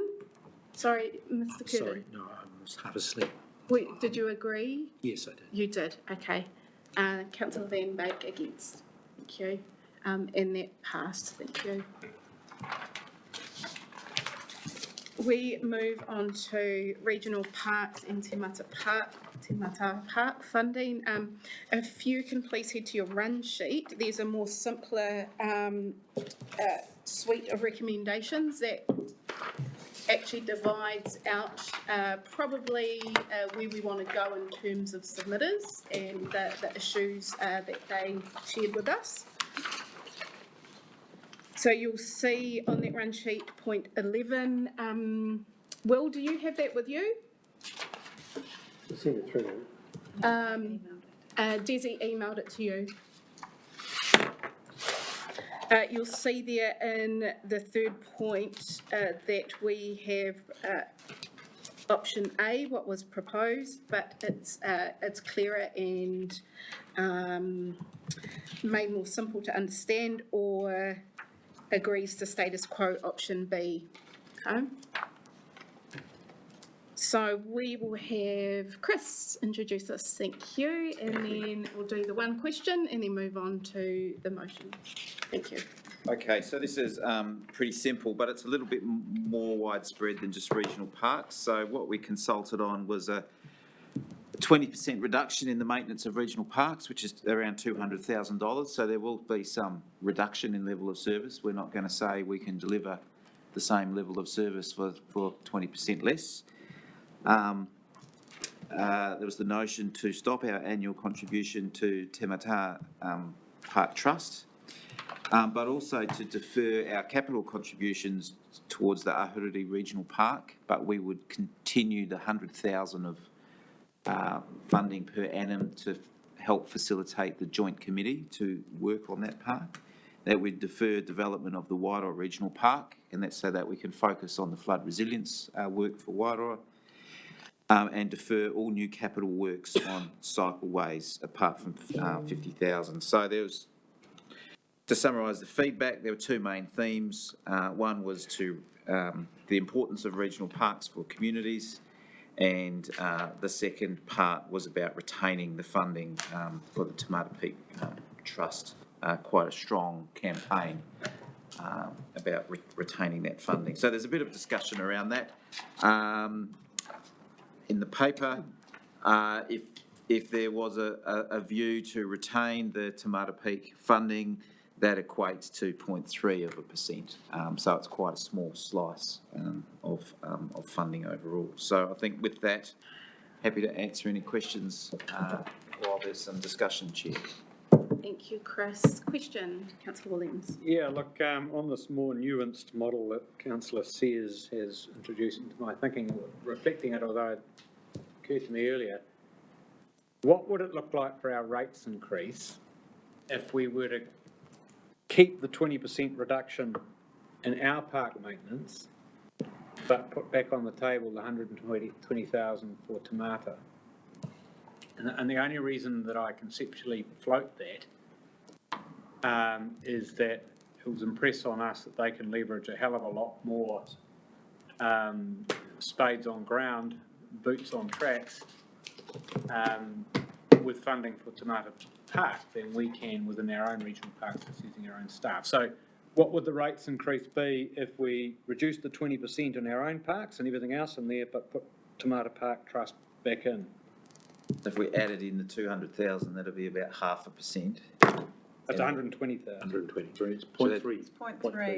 0.3 for Tamata Peak. So I misunderstood your question. So Tamata Peak 120 Chris has equates done to 0.3. Yeah, 96. 0.3, right. Yep. 2.3. That's what I do remember a lot of submitters telling us was 64 cents or something. Yeah. Yeah. 20% Okay. of 120. Any further questions? There are none. Okay. Oh, Councillor Harding? Yep. So there was a lot of commentary, and yes, it was a well-run campaign, and really demonstrated the passion that so many people have for the peak. And Alex featured, and their contribution featured loud and strong. What does 80% of Alex look like, please? Is that actually workable? Dale. So, I mean, the proposal to scale back Alex by 20% in line with the other work, I'm just trying to understand whether that's a practical solution or whether that's an impractical solution, please. So the way it works is the funding is one FTE. And so we have a grant agreement with the trust, and so we give them a grant, and then they have a separate contract with Works Group about how they want to utilise the Works Group services. So they can add in other money if they want. And so it would simply be instead of using half an FTE of each of the Alexes, it would be a 0.4 of each of the Alexes. And there's plenty of other work for the Alexes to do.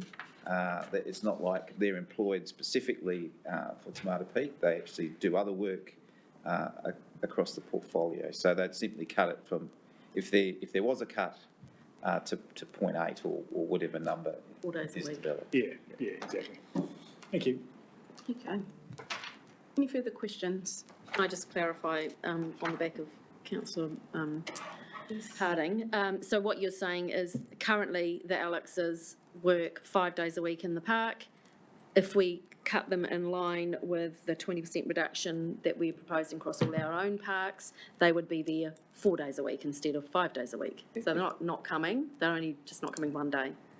Well, again, it's up to the trust. Yeah, true, how but they as far as do it. this funding, So that is yeah. effectively Yeah. what you Yeah. do. Yeah. That's collectively one. Yeah. Okay, so if we move on to the recommendations. 5 days a week or 2.5. Okay, if we, 1.2, very straightforward. We've got 3.1.1. I'm going to suggest that we move to 3.1.1 as status quo of continuing to fund Tamata Park Trust. We approve 3.2.3, 3.2.4 and 3.2.5. Can you just run through that again? So reduce the annual budget of regional parks. So you- So that's moving 3.1.1 and 3. That duplicates 3.2. down. Okay, sorry. Go through that again, Sheila. What are you moving? So I'm moving, reduce the annual operation budget for By regional 20%. parks. Yeah. Yep. I'm suggesting that we continue regional park funding for Tamata Park Okay. Trust grant. I'm suggesting we move. All of the rest. All the rest. Yeah. All the rest as we proposed. So sort of a hybrid against, yeah, okay. Yes. Yeah. Would you like to second that, councillor Sears? Yes. So can I just check, Chair, to be really, really clear? So that would in fact, so everything else apart from Te Mataha would be down 20%, Te Mataha would be the 120. 125. Okay, thank you. Yes. Thank you. Look, I am happy to support that motion, particularly with the Te Mataha Park Trust funding, the great work that they do within the trust and our contribution towards a very valued community asset and taonga, particularly for all who visit it, which is essentially why I'm happy to support that. In terms of the reduction, I think that is a result of the space we're in with our flood resilience scheme and the work that those teams have to do, and we've tasked them to concentrate on. I'm also very mindful of the rate rise that we've got up on the screen. And we can address those when we get to item 17. These are still provisional. Yeah. But I think we need to provide a sense of direction for this item. So that's why I support what I've put on the table. Councillor Sears? Thank you, Chair.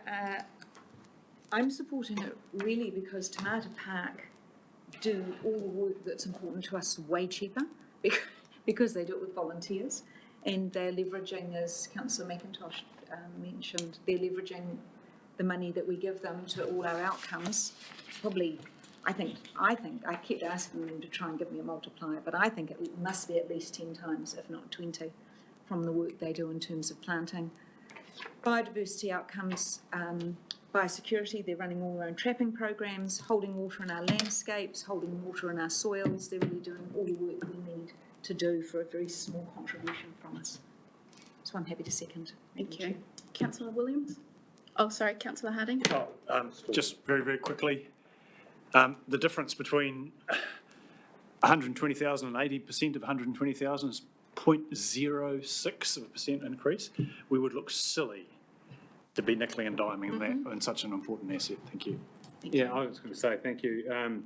I was impressed by two things. I started as a default of not our park, but like I was with tourism, and we do need to address how we're going to tackle that 23 up there that's looming up. But these guys, you know, they really struck me with the alignment with our mission and vision of enhancing our environment together, and we work with our community to manage biodiversity. That park is setting itself up as a stepping stone between, for example, Cape Sanctuary and the city.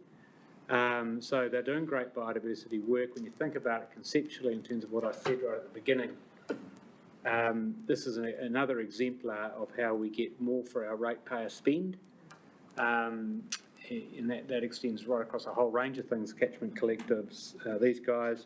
I don't think we can make an assumption, as Councillor Harding's just touched on, that we go to 0.8 of 120 and what happens to Alex and Alex. They work that out.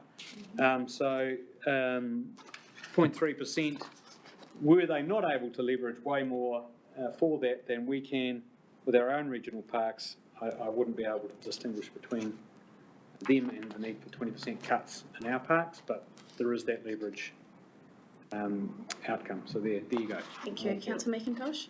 Yeah, Chair, the quantum of money that we're talking about, relatively speaking, is small. The public affection for Te Mata Peak is massive, and if we don't support this, then it goes to the trust and confidence that we've talked about, and our ratepayers will think you guys are just so out of touch with what we're thinking. Thank you. Councillor Van Bate? Yeah, this is at arm's length our core business, so I think it's really, really great. Once again, I'm very cognizant of the number that continues to grow, and hence I voted against the previous item, and continue to keep myself honest. But at the same time, finally, this actually is an item where the ratepayers who actually are going to pay for this 0.3 are the ones who are actually paying for it through general and, you know, Havelock North and the area that in surrounding where people do travel to Te Mata Park, they're actually the main contributors. So I have no problem in supporting this. Thank you. Councillor Foley? Thanks, Chair. It's pretty much all been said, but I just want to say really thankful for this coming out in the spotlight, if you like, because I've just learned a lot from it, particularly around the model and the way they leverage the ratepayers' money. And so I think we can all learn a lot from it. And going forward, how can we apply that model to more things and get more bang for our buck? Because going back to all our submissions, a lot of the submissions were around the rates have increased so much already over the last 6 to 9 years, the last 3 LTPs and this one going forward. But what are we actually getting for our money? And so it's really important around return on investment. And this particular example, well, this model really highlighted an excellent return on money, return on rates. Thank you. Thank you, councillors.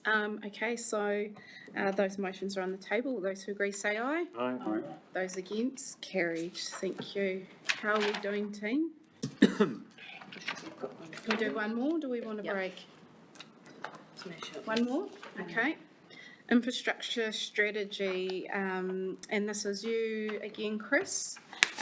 Just a summary of this report. Yeah, so I think in the interest of time, it's really the catch-all place for any submissions that don't fit nicely into the categories. There's some discussion there. One of the pleasing things is some positive feedback from the community on widening out our criteria around our flood resilience, around nature-based solutions and giving room for the river. So that was a nice heads up of sort of where we're moving in that space. But otherwise, I'm just happy to answer any questions on this paper. I think there's no specific recommendations apart from to receive and consider the infrastructure strategy and the commentary around it. Okay, thank you, Chris. My question is, these submitters, they've taken the time and energy to share their views with us, and essentially their request to be involved, to be engaged with, first and foremost. What is the plan to firstly reply to their submission, but the strategy to engage and to work with a lot of these requests, if we haven't already? So there's two parts to that. Yeah. Probably Desi is best placed. We've had over 1,300 submissions, so I'm not sure in our process to respond to those submissions. Yeah, it's 822 actually. Right, okay. So yeah, we just within a month of when you adopt the plan, we will write to all the submitters and tell them of your decisions. So I think where you're going with that is if there's an opportunity to say something like, we were coming out with some flood reviews, we'd love to, keep you informed, or Yeah.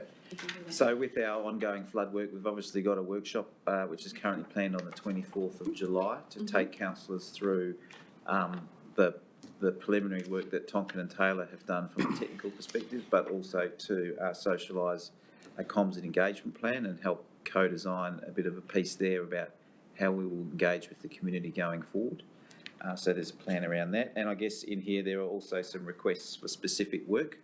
So it's just a reminder that we're currently reviewing all of our schemes. So rather than responding on one or two requests, it's more a view of understanding over the next couple of years all of the potential work that needs to be done around flood resilience, and then making some prioritised decisions with all of the information. And that's sort of the basis of our response, particularly to Whakake Marae, who were requesting an upgrade to some of their infrastructure. Thank you. And I do note it was a fantastic strategy in the consultation document. Question. Yes, Councillor Williams. Thank you. Very simple. What happened to the 885,000 that Mr. Webb referred to that have been taken out of the Clyde River dredging reserves? So we know some of that funding has been spent. What on? So we went through a comprehensive process to gain consent for coastal discharge. That cost us, I think, of the order of $200,000. At the end point, we had no consent, and we brought that back to council, explaining that we needed to go to a land-based scenario. So that's, and then I think it's there is money in the reserve, 960 odd thousand, currently sits in the reserve. Yeah. So I don't think it's correct to say that There's definitely an 885 withdrawal in there, because I saw it when you were speaking. I looked in the long-term plan. It's definitely in there as a So withdrawal. I haven't got that information with me here today. Might be able to assist there, Chair. I think the number is that we have 960,000 in reserve. Yep, that's about right. And I think the additional number is that we're collecting 300-odd thousand per annum at a targeted rate for that. And so my subsequent question in respect to those two numbers is the only reason that work hasn't occurred is because that quantum of money is insufficient to do the dredging under the proposed regime of taking it to land. That's right. So yeah, we've come to council, maybe it was the previous council. So yeah, we worked through the consenting process. We were unable to get a consent for a ocean discharge. We then priced up the land-based discharge, and there were certain various options with land-based discharge, but there was insufficient funds within the reserve. So effectively, we're expecting it to cost about $1 million. But I think it's about 4 million or so for the land-based disposal, and asking council the question, where can we get this money, or should we defer the work? So there was a decision to defer, but that's ultimately where it's at. We don't have the funding to undertake the dredging at this point. Just to follow up, Chair, to satisfy Mr Webb, so can we just be clear that that reserve remains a reserve for that process, as indeed does the targeted rate? Yep. And so when those two equations can meet, we can commence the work. Yep, that's correct, yep. Thank you. Councillor Sears? Thank you. Just one question, isn't it? Thank One you. question. All right. Well, I'll go for, it's mentioned under 19. It's around progressing the Great Ride cycleways. And bizarrely, post those submissions, I had about 10 people tell me in the industry and around the district that those two great rides, which I think connect into Havelock North and then out to Bridge Park. Yep. I think those are the two, are the most significant pieces of infrastructure we could put in for our community and to support our tourism. When I tried to understand more about the cycleways, there's this crossover between pathways and cycleways, and I'd just like to understand, please, which bits of these are ours and where do I find it so I can look at how this could progress outside this process. So the funding for our cycleways was part of the previous paper, which is our open spaces portfolio. Mm-hmm. And so effectively how it works is the cycleways and pathways is a shared ownership model between the different councils. So we have the Great Ride component. So we have a person who looks after the Great Ride, and Great Ride has to meet a certain threshold for it to be great. And then the other paths are just trails. And so effectively the regional council owns and operates trails on our land holdings or on our infrastructure. So many of those are on our stock banks. Napier, their area, they own and operate trails on their area. Hastings own and operate trails on their area. And then all together, combined, that's the trail network. And our Great Ride coordinator also does a lot of work with MB about obtaining funding. And so it's very much a fixed funding model for those trail extensions, where MB puts some money in, the regional council might put some money in, and the relative council puts some funding in. And so under the previous item, all of that investment has been postponed into new trails. And so part of that too is MB has redistributed the money for some of those trails that were in the program into recovery. And so that MB funding is no longer available for the new trails, such as the Ngāraroto Explorer Trail. So they've effectively been deferred. And the other component of that is the district council's components have been taken out of their LTPs for similar reasons because of priorities. So before the cyclone, we had a funded mechanism for expanding the trail network that has effectively disassociated itself through the various components. And I just voted to take it out as well, did I? By the sounds of it. Okay, thank you. Councillor Harding? Curious, yeah, look, just a follow-up quick question for Chris on that. Are there essentially, trails like the connection from the bridge part of Havelock North and out, and the other ones as well, they're essentially shovel ready, or are there other constraints? No, there's other constraints. I think the Ngātaroto Explorer has had some work done on it. The Bayview to Whirinaki is unachievable because it has to go through a compulsory land acquisition process that Napier City Council elected not to pursue. So most of these, although in theory they're possible, there's work to do to shore it up to make sure that they're truly shovel ready. And is that work constrained? Is there any work that we can do within the budgets to be advancing? No, because we just removed all the budget. What we have. All right, one question, thank you. Councillor Curtin. I didn't ask last time, so I'll get two. Thanks, Madam Chair. This one comes as a surprise to you, Chris. Can I take you to paragraph 35.3 of the paper?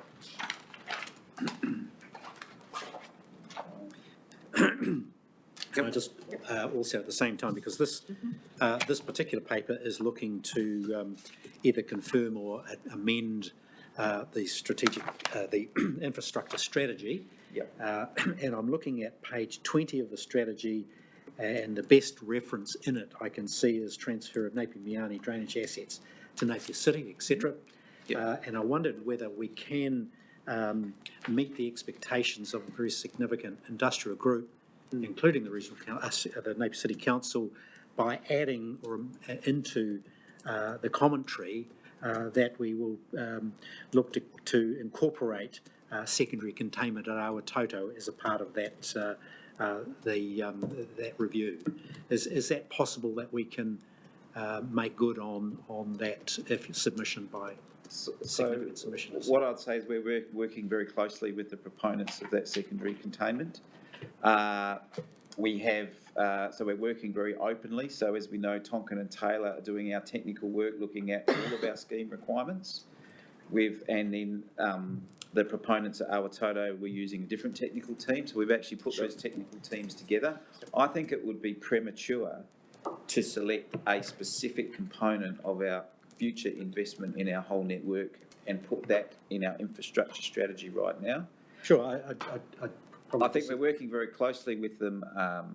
I probably disagree, given the nature of the wording in the strategy, where we are, if you like, we contemplate actions, and we've got, as I understand it, you might be able to answer this, a $500,000 consideration for pursuing that transfer of assets. Is that still in the budget? So the transfer of assets from on the Napier waterways? Yes. Is that what you're referring to? Transfer of Napier Meani drainage assets to Napier City Council, and I'm suggesting we include as a part of that consideration the asset or potential asset development down at Awatoto. So you're wanting to include a provision for the secondary containment in our not so much provision, strategy. but the working towards. And recall, in workshops we had put aside $500,000 to progress that. Not the secondary containment at Awatoto. No, I know that part of it. It was for the Napier urban waterways. Can we have that discussion at workshop time? A motion around this that I want to table. Yeah. Okay. Yeah. We'll just continue with questions. Are there any further questions for the infrastructure strategy? There is none. Okay, let's go, Martin. Yeah, I'd like to move 1 to 3.1, but add a 3.2, which is to request staff to continue working constructively to facilitate the AIAG secondary containment project and report to us at EICC meetings as to how this is being progressed. The reason being, everything that Councillor Curtin said, you've got close to $1 billion worth of assets there. It's a huge part of our economy. These people are willing, they're coming up to us saying, how can we help? We're busy. We've got our committed NIWA projects. At the very worst, we don't want to stand in the road. It's great there's dialogue with Tonkin and Taylor. Long may that continue. But if that gets to a point where they need to have funding conversations about us underwriting repayment of their funding through future targeted rates, that then needs to come back to this table. And it's just continuing to be seen to be constructive. Yes, but not no, Ian. And, yeah, so I just think a signal in there that we're wanting to keep lines of reporting back to EICC alongside that NEVA program, I think would be very, very helpful. And then it may end up being in the infrastructure strategy if it gets to that point. That was kind of my thinking. Yep. Thank you for that. We're happy to bring that back.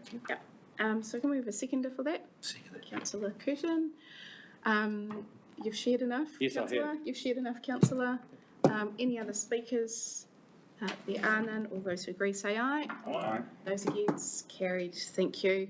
Cup of tea time? Yes, Peter, I but can Madam help you Chair, with that. may I just very briefly Yes. acknowledge the horse riders advocacy group Yes, who we have yes. seen. We've seen their business case, we've seen them at LTP. They haven't been very visible. There is some more work I'd like to do on that, and I'm going to take that back into EICC committee and Fantastic. take the step from there, but Great. didn't want to miss, that was the page. Thank you for adding that. opportunity. Actually, 8 hours does take us to 5 o'clock. So if Should we're we have willing to stay on, we've had apologies from Councillor Hawke to leave at 4, but if we could stay on till 5 o'clock, because I think that's how long we'll need. That's the 8 hours. But for now, should we have a 10-minute cup of tea break? Yeah. And then come back. Thank Are you. we not allowed to sit past 5?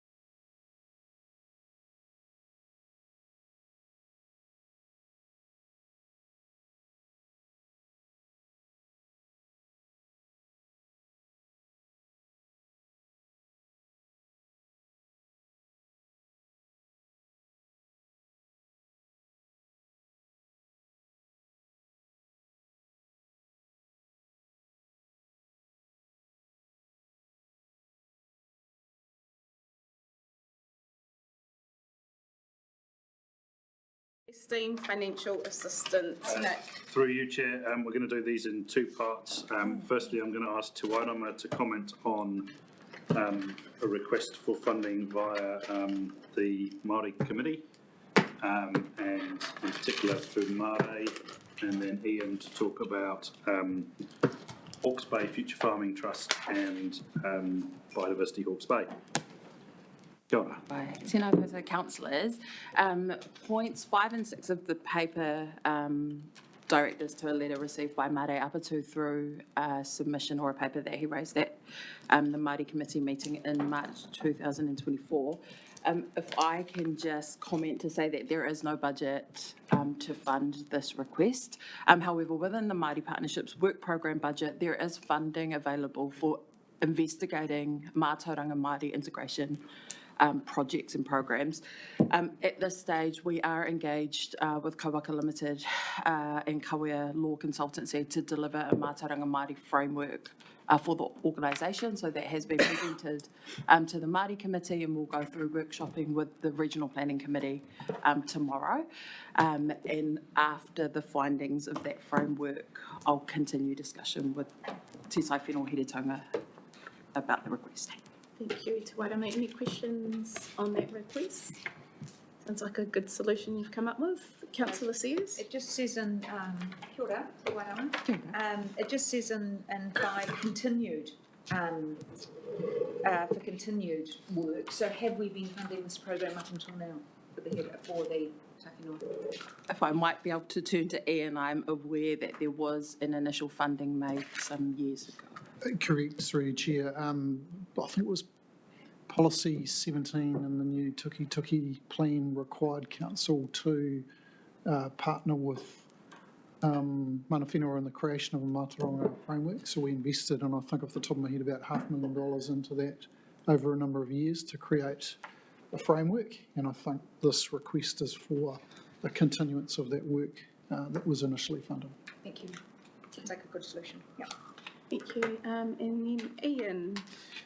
Kia ora. So look, just really quickly on these two, start with biodiversity. Hawke's Bay, as you'll note in the report, staff are strongly supportive of this group, and I quickly caught Debbie at the end of her submission, and we had a discussion, and I've talked to the chief executive as well about myself getting more inserted into the business of the trust and biodiversity Hawke's Bay to help with this challenge they've got.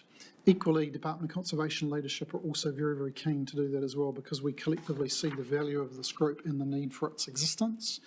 In doing so, we want to enter into that in a way that re-looks at the model and the approach to make sure it's working and is fit for purpose, and then looking to the future to make sure there are no perverse outcomes that could arise from us being a long-term investor in this group.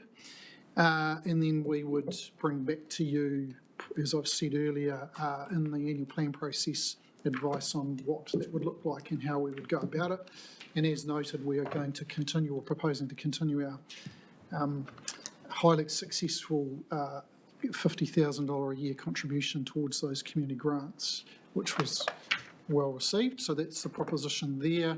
Then the Future Farming Trust, what I should have put in the paper, but I've omitted to, is that a reminder this group was set up in 2018 through the long-term plan process then, and council at that time invested $600,000 into the trust over 3 years to seed it and establish it, with a very clear view to them that that was the end of the funding, and that they needed to ensure that they would use that money wisely to enhance their activities and create more revenue for their own existence. So that's the context and history. So there's a request for administrative costs, which we don't have budget for. And if we were to enter into that, we would need to, again, work out what the nature of that relationship was and whether it ended up being a long-term one and how that would work in practice. Equally, though, they are requesting funding for research programs around carbon. We have already invested in that, phase 1. We would be very interested in a discussion with them about what phase 2 looks like, and we have budget options for them for that, but we haven't had those conversations, but we will certainly reach out to them and say, hey, look, let's get together and have a chat about what that looks like. So the proposition there again is a budget line for that, subject to that being aligned to our interests and objectives, but we don't have those details yet. Thank you, Ian. A question for Ian. Councillor Roadley? It was quick, wasn't it? So further to that, Mr Maxwell, what is the amount of money in that subject line? Which one, sorry? The one for Future Farming Trust, you said we are holding a budget line. So we've got, it's about 300,000 a year that we have in our strategy and innovation fund to fund things like, for example, we've just committed funding to a new tree guard for native trees and poles. So we're looking at innovative research programs that align with our program to address erosion management in the region generally. So there are a plethora of projects that we've funded. So we don't actually need to decide on this amount here because you've got it covered, is that what I'm hearing? There's no, what I'm not doing is saying, yes, we are granting the funding. They would have to go through a process to apply and satisfy us that it met our requirements before we would consider it, and they may get all of that funding or some of it. So we don't need to be considering it as an additional fund. That would be my advice to you, is there is a pathway for them to ask for that. Thank you. Phase 2 of the carbon project. Yeah, Councillor Harding, then Councillor Foley. Thank you. Kia ora, Chair. Thank you, Ian. Just, and this is on the charitable trust, and again, just declare my interest as a, not as a director, as I said this morning, but as a trustee. Just a query around year one and carbon positive. Now, I haven't got it with me, but I've been shown a copy of a letter, the commitment letter for phase 1. It was 3 years at 30,000.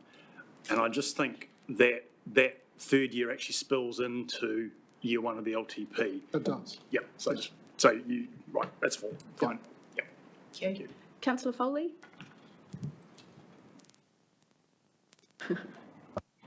Thanks, Chair. A couple of things. So I sort of hear what you're saying, Ian, but, you know, it's to be considered, but no guarantees.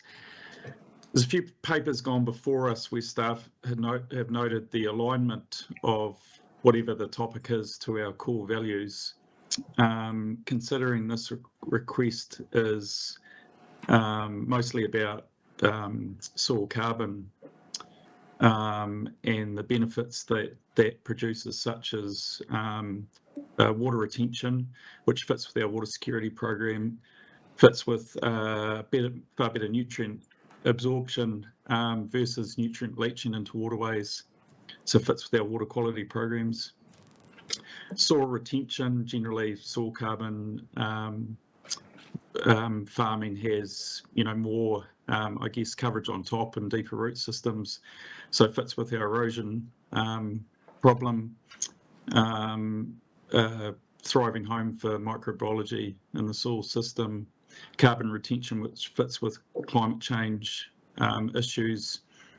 So I guess, you know, without answering the question, I guess this very much fits with a lot of our values of core business and why we're here. If that's a question, it probably does. And I guess if the question is, would we fund this off the back of a long-term plan submission, this isn't the way to get access to the funding. Yes, you're right. It does align in principle and conceptually it does, but I don't have the details to understand what the proposed program of work is, what the spend would be used for, who they're partnering with, how it would be leveraged, how it would be managed, what timeframes it would run over. So that's where we want to engage with them, and we haven't had time since the submission process or the hearing process and now to do that. But we absolutely will reach out to them to say, look, let's get in a room and understand more about what you're proposing and how we can help. And does that include the admin overheads they're requesting? You're saying that's just a no-go from your point of view? Well, there's no budget for that, and if they're looking for funding to run the business, that's back to my earlier statement, I guess, is that the context was that council set up this entity with $600,000 of funding to then make it wash its own face. And if we're going to be asked to embark in a program that starts with 20,000 and may end up with, higher sums of funding in the future to support it, we would need to step back and look at the long-term strategic approach to that, so we don't fall into the traps perhaps that we have in other funding agencies or other agencies that we've taken a long-term funding approach for. So there is no budget. We would want to engage with them on the need for it. We would then bring back to you advice on that. So what do you want to do here? Is this something you want to be the cornerstone investor in and have them rely on council investment, or is this something you would expect, as you did in 2018, that would fund itself? Thank you. Councillor McIntosh? Point of clarification, thanks Ian, on biodiversity. In 13, their request is for 150,000 and 250,000 in years 2 and 3. And then at the end of paragraph 17, you're going to bring back some advice to us on that. So in fact, those two things align. It's just that we don't have the quantum sorted. Correct. So there's an opportunity for us to do that reassessment and bring back that advice for you to inform your annual plan budget setting process as to whether it's 150,000 more or less. But like I say, what I would want to look at is that if we're going to be the long-term, again, cornerstone investor in this, have we got it set up properly? Are the governance structures right? Are the relationships the right ones? And then embark in that in a way that's sort of very transparent and open, and that we've thought hard about the potential perverse outcomes of doing so we don't fall into traps in the out years that we hadn't anticipated. Can I ask one? Yes. So 3.2, the recommendation, actually we're saying not yet, Yeah. but maybe in a year's time. Correct. Can I just add to that, given the value of biodiversity Hawke's Bay, that we direct the CE to work on a model to bring back to us before the next annual plan? Chair, I was going to propose an amendment to 3.2 in that regard. Oh, okay. We'll just finish Premature? questions and then, we'll come back. Councillor Curtin. I would be interested to hear the amendment, but I will ask this question. I really admire the rigour in which you're applying to organisations like this, groups like this, and the discipline we want to put them through. I wish we'd apply it across the board for other organisations. But I'm just wondering whether it is timely, given the context of these two respective organisations and their strategic importance to us, whether in fact we do need to offer a level of security around at least the 3-year term of the long-term plan. Does your desire for big rigour, is it compromised by adding, for example, another 100K to each of their bottom lines? Well, potentially not, but then if on balance you decide for one or both that you are not going to fund them after you've received our detailed advice, you've obviously created an expectation you then have to pull away from, which may not be that comfortable. So I guess my preference would be to articulate, particularly for Biodiversity Hawke's Bay, the value and significance of the group and a desire to partner with them to ensure their long-term future, but not necessarily quantify what that looks like materially until we've considered the full package and I can bring that back to you. Okay. So I think you could have your cake and eat it. If there are no other questions, Councillor William? Yeah, look, it was 1 to 3.3, but 3.2 I was going to add after the 1097. This is a no, but that this request be reevaluated as part of the 25-2026 annual plan. As simple as that, to make sure it's expressly on our radar that the business case for 150 in year 2 and 250 in year 3 is coming back to us then. It's not a decision now that, no. You know what I mean? So those words were, but that this request be reevaluated as part of the 2025-2026 annual plan. Great. And all the rest the same? Yes. Yes. Okay. Can I have a second? Was that for all three? No, that was just the 3.2. Just for 3.2. 2 and 3.3. Just 3.2. Okay, can I have a seconder for that? Councillor Rodley, okay, would you like to speak any further? No, I think everything that wonderful that needed to be said about biodiversity Hawke's Bay has been, and that's why I wanted to make sure we don't drop that ball. Thank you, And I'm understanding that 50,000 is not at risk. No. Thank you. Councillor Rodley? Thank you, Chair, and yes, also I think we've had a good lot of korero around this, and I look forward to Mr Maxwell bringing back what those options look like after those discussions with those different groups. Thank you. Councillor Foley? Oh, I can't support the motion. Just in the way it reads, agrees that no changes be made, to me means, you know, there's no funding coming, and I like the way Councillor Curtin put it, what security can we give them more? I just feel like it's been quite a cold response, particularly to the Future Farming Trust, when it fits so well and we're prepared to give 1.5 million to Hawke's Bay tourism. I just don't get it. Councillor Harding? Yeah, kia ora, Chair. Look, just really a point of order. I'm just trying to be clear myself. I have to abstain from 3.1, but I would like to vote on the others, so possibly we can split the motions so that I can be accommodated. Okay, yep. Councillor Curtin? Well, just speaking to the recommendation as it is, Madam Chair, I just can't support this response to all three entities. I just think we're sending all the wrong signals. We ought to be, if you like, encouraging these entities. We ought to be looking for, and I think we've expressed this previously, around having external people providing services for us. It's a much more, if you like, both inclusive way of doing business. I think a more effective way of doing business that we've got, and it draws in, if you like, a whole raft of volunteers, a little like Tomato Peak, a little like Biodiversity Hawke's Bay. The multiplier effect is there, and therefore I think we ought to be sending a stronger signal that's saying, yes, we want to do business with you. Here's a bottom line for us, but we want to talk to you about the terms and conditions of that. So I'm sorry, I can't support, if you like, a no-go type of response to these entities. Okay. I think that can be alleviated much to what Councillor Williams has added. Would those who are concerned, we add a reply saying we will engage with you, we've set aside this is the plan going forward, we want to keep working with you. Is that a more appropriate response? I don't know how it's getting late in the day, but if it saved time, I'd be happy to amend my amendment to 3.2 to simply say, you know, so 3.1 is as is, 3.2 would be that the request from Biodiversity Hawke's Bay be re-evaluated as part of the 2025-2026 annual plan, and chop out the bit about no changes. So it reads in a more positive way, but someone else is going to have to do the lifting for 3.1 and 3.3 if they want to change those.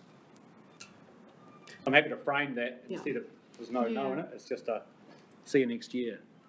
I understand the optics, I don't think it was intended to be that way, but I do understand the no changes and how blunt that may look. Through you, Chair, I think it's important that no changes as recorded, but you could add a fourth recommendation just to say,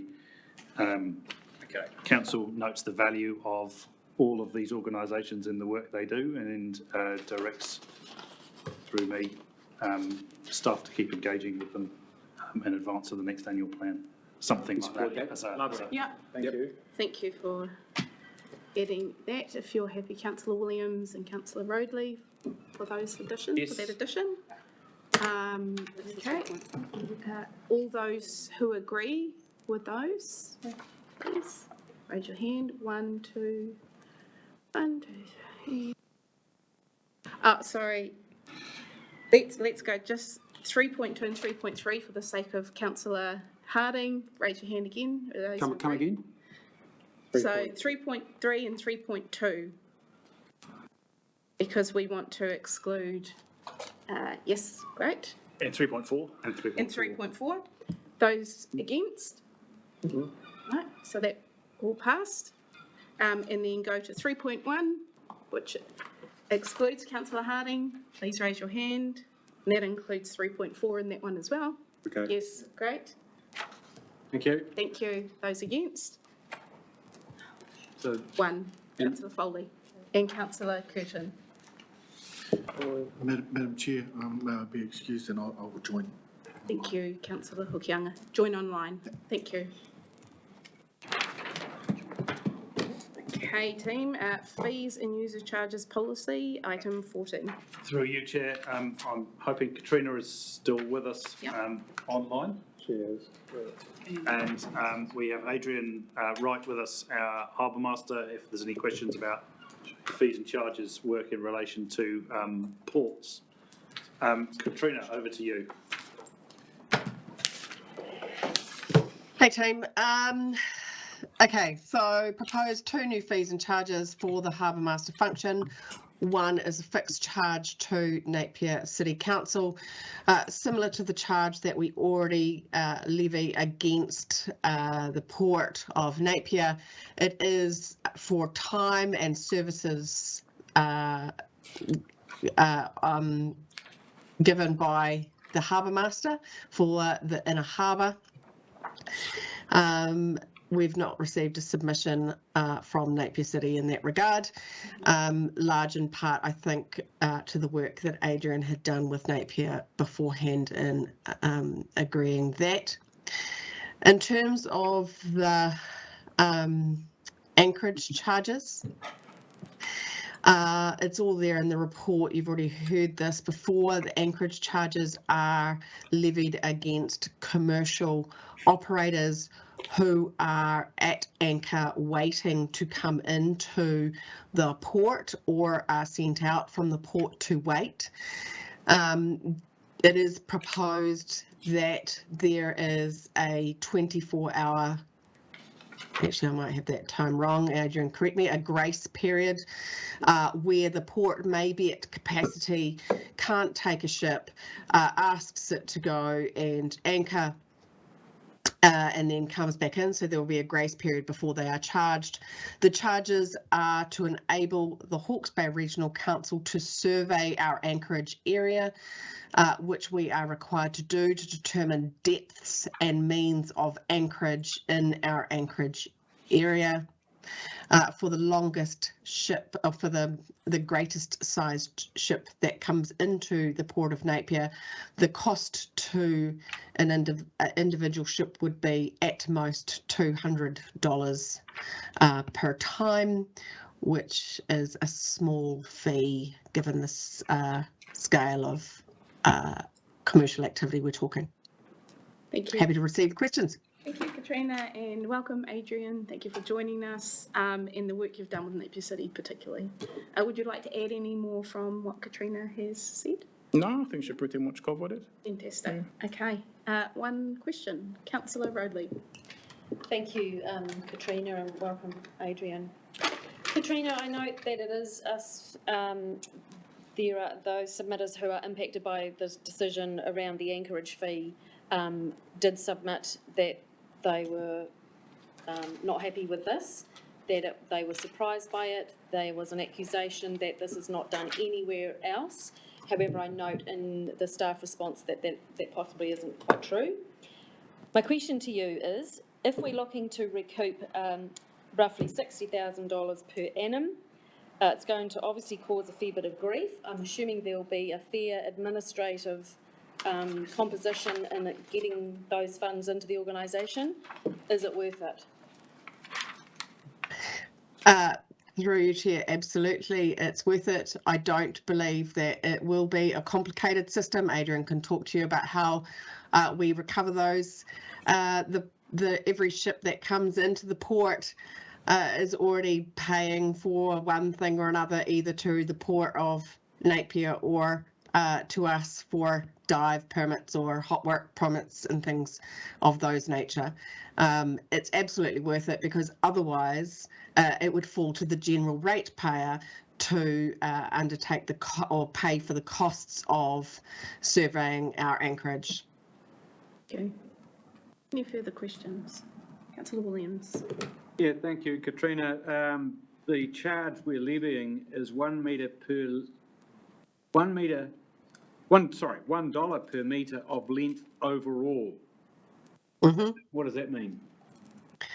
I'll pass you over to the harbour master for that one.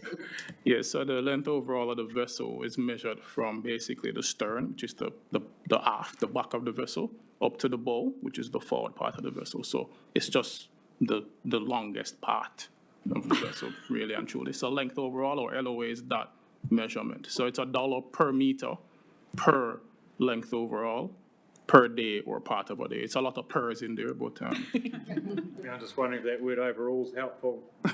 When per metre of total length would have been probably clearer. Some of the submissions, I'm only allowed one question, aren't I? So, Any other questions? oh, is it? Oh, it is a nautical term, isn't it? it is, In terms of art, so- Yeah. We didn't make it up. Okay, team, this is quite straightforward. So we have the recommendations here on page 81, which is 1, 2, and 3.1, which includes 3.11 and 3.12. Happy to move. Would you like to move, Councillor Harding, and a seconder, Councillor McIntosh? Thank you. Would you like to speak to this? Thank you. Yes, just very briefly. Thank you, Adrian. Thank you, Katrina.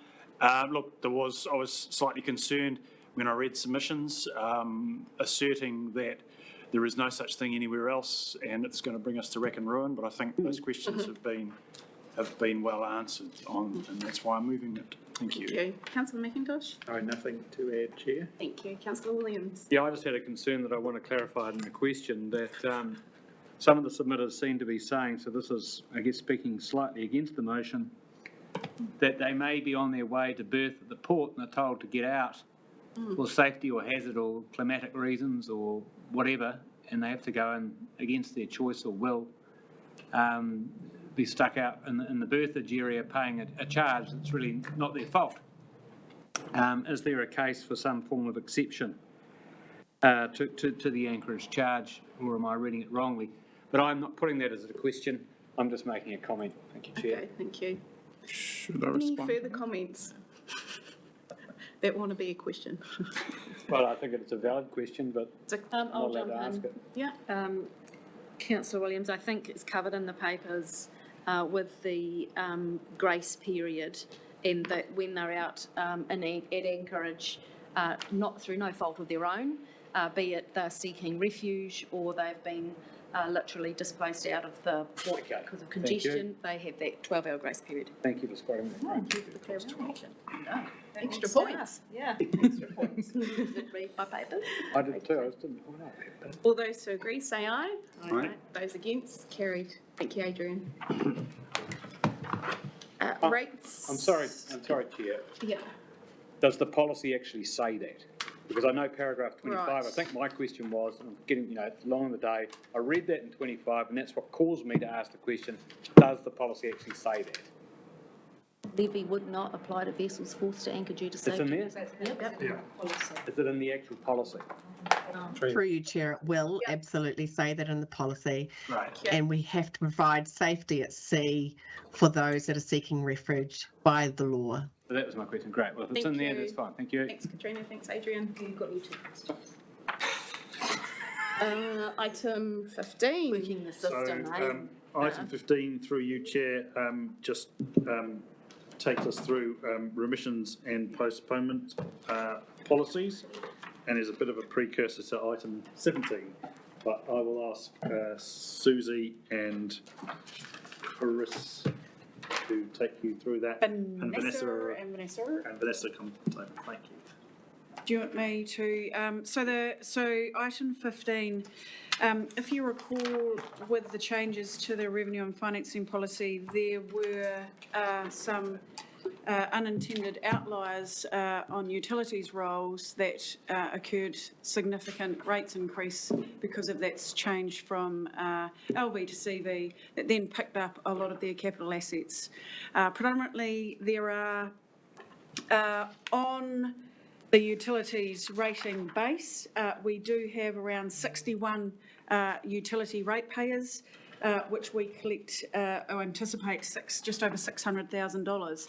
Unfortunately, of those 61 payers, there are 7 utility ratepayers with assets over 100 million, including HDC in its own right, nearing $1 billion of capital assets. The rate charge for those entities is quite significant, and consultation was undertaken on what remissions should be made available or could be made available to those entities. I will take that paper as read and go from there, but that's the ground comments. Thank you. Anything to add, Vanessa? No? Okay. Question, Councillor McIntosh. Could you just give us some comfort as to what happens in other areas? In other words, is what we're proposing novel, or actually is it standard practice in other territorial authority areas? So other territorial authorities, there are rates that are paid by utilities. For other councils, I think, Desi, there is no remission or rebate offered that we're aware of, that we've found out of. Can I clarify? Do other councils pay the rates that we are wanting from Hastings District Council in this example? So regional councils have gone to CD. Yes, that's Obviously, the territory authorities have to pay.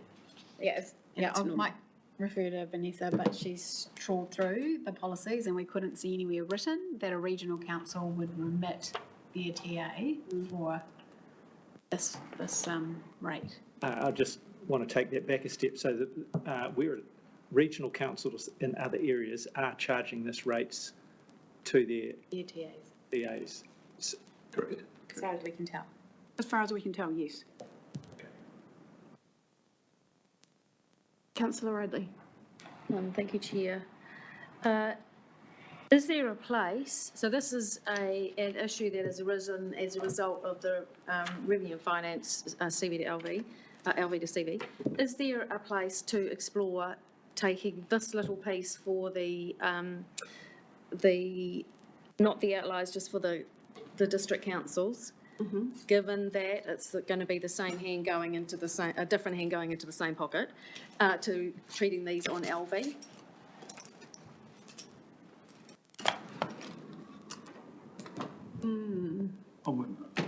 Which would inherently make the problem go away.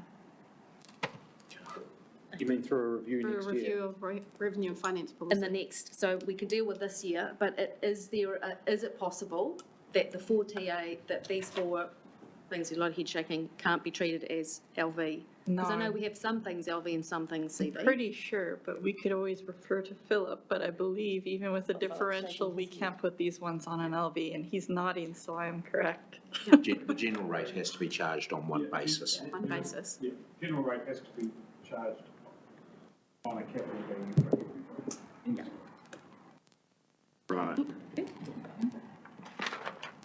A question is, have we heard at all from the utility roles and through submission or direct contact? Did you see No. anything? No. Okay. Were they made informed that this is what we were proposing? Yes. Yeah, we wrote to the CEO and the CFO of all the utility roles organisation.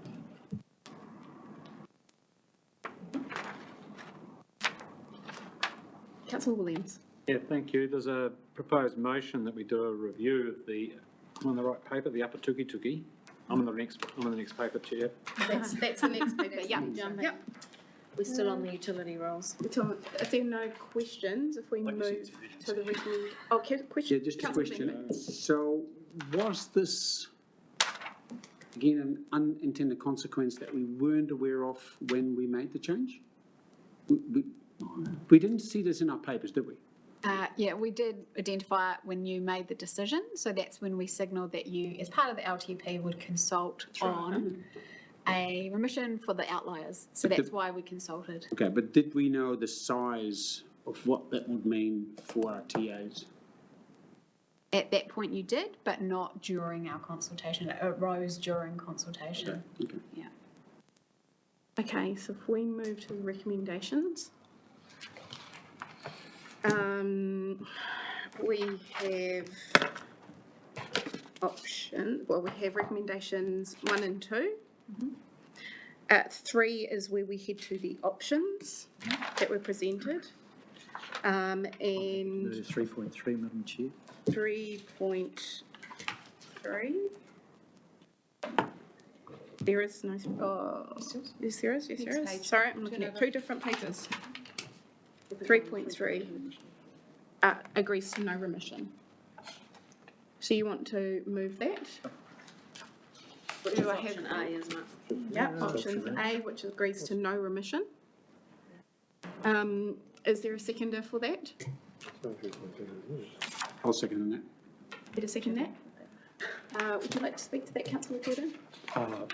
Madam Chair, I just see it as a matter of affordability, and I'm sure those TAs can afford to pay. Councillor Van Beek? Yeah, not necessarily that I actually, I just wanted to test this particular option. Okay. Hence I supported it.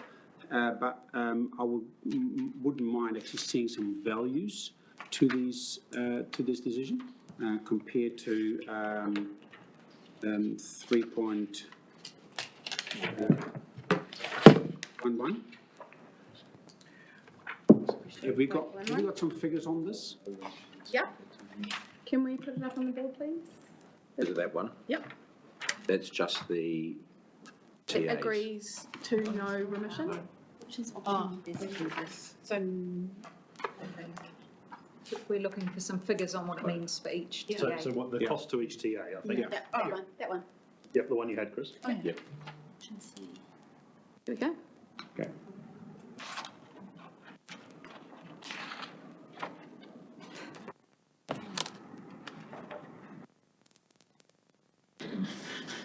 So capital value and the general rate charged to each council. Councillor says. Thanks, Chair. I'm kind of surprised to hear Councillor Curtin suggest that our TAs can pay when he knows that it's just our ratepayers. They're the same people. While I'm still not sure, I'll be interested to hear other people's views around the policy and whether it should be reviewed. It would seem to me that no remission with an annual plan process underway, with Hastings District Council and Napier not having, have they? I don't know if they've included those figures in their annual plans. That's a very short time period for them to absorb that if they were relying on a rates remission. I suppose my other big question around it is the remission gives us time to consider, and I'm not sure, whether or not the way we approach our flood systems and our region as a whole as being interconnected, and these are our utilities, our phones and our internet and our electricity, should be shared over the whole group of ratepayers as an interconnected benefit or not. That's my big question when I saw the outliers of that. So I wouldn't support a no remission at this stage. Any other comments to the motion that's put forward by Councillor Curtin? No other comments. Oh, Councillor Rodley, there we go. Thank you, Chair. I don't support what is in effect option C. That's correct, isn't it? So He's on A. No. So that's A. Right, okay. Sorry. No, I don't support the no remission for all the reasons that Councillor Sears has brought to the table. However, I'm struggling to meet what I would like to support in the paper because I have fallen on option C, which doesn't seem to be a clear option. The reason I'm sitting with option C, I know the preferred option is option B, but within that you are pushing 50% remission onto our ratepayers from Central Hawke's Bay and Wairoa on top of the full amount that they are paying, which to me does not sit comfortably. Option C is everybody is getting an equal remission and we just have to meet that. And I notice it's not a huge difference between the 2.27 and the 2.45. It is a small increase of less than 0.2%. However, I'm really not going to support option B. Thank you. Any further comment? I don't think I've asked a question on this one. Isn't option D on the table here, which is why councillor Rodley couldn't find option C, because it's now been swallowed up in option D. Yeah, just combining the And am I understanding that would mean that would cover all of the councils plus the standard outlier utilities? So there wouldn't be anyone that falls through the cracks if you did option D, right? Mm-hmm. Yeah. So that, I'm actually in option C. Yeah. Okay. But we're coming back to the original motion, so right of reply, councillor Curtin. Well, Madam Chair, just to add to the equation is that this council is asked to pick up costs right across the board, and it does so with the likes of civil defence and its economic development rate, etc. So we were asked to do that. For the, if you like, the purity of the process, I'd see no reason that we shouldn't actually apply a consistent policy and apply the rate. Yes, it is robbing Peter to pay Paul, but we are in fact doing that on multiple occasions. So there's nothing to see here. It's business as usual. Thank you. Okay, we'll put that motion to the table. All those who agree with the no remission, please raise your hand. 1, 2. Those against? Councillor Williams? Yep. Thank you. That has failed.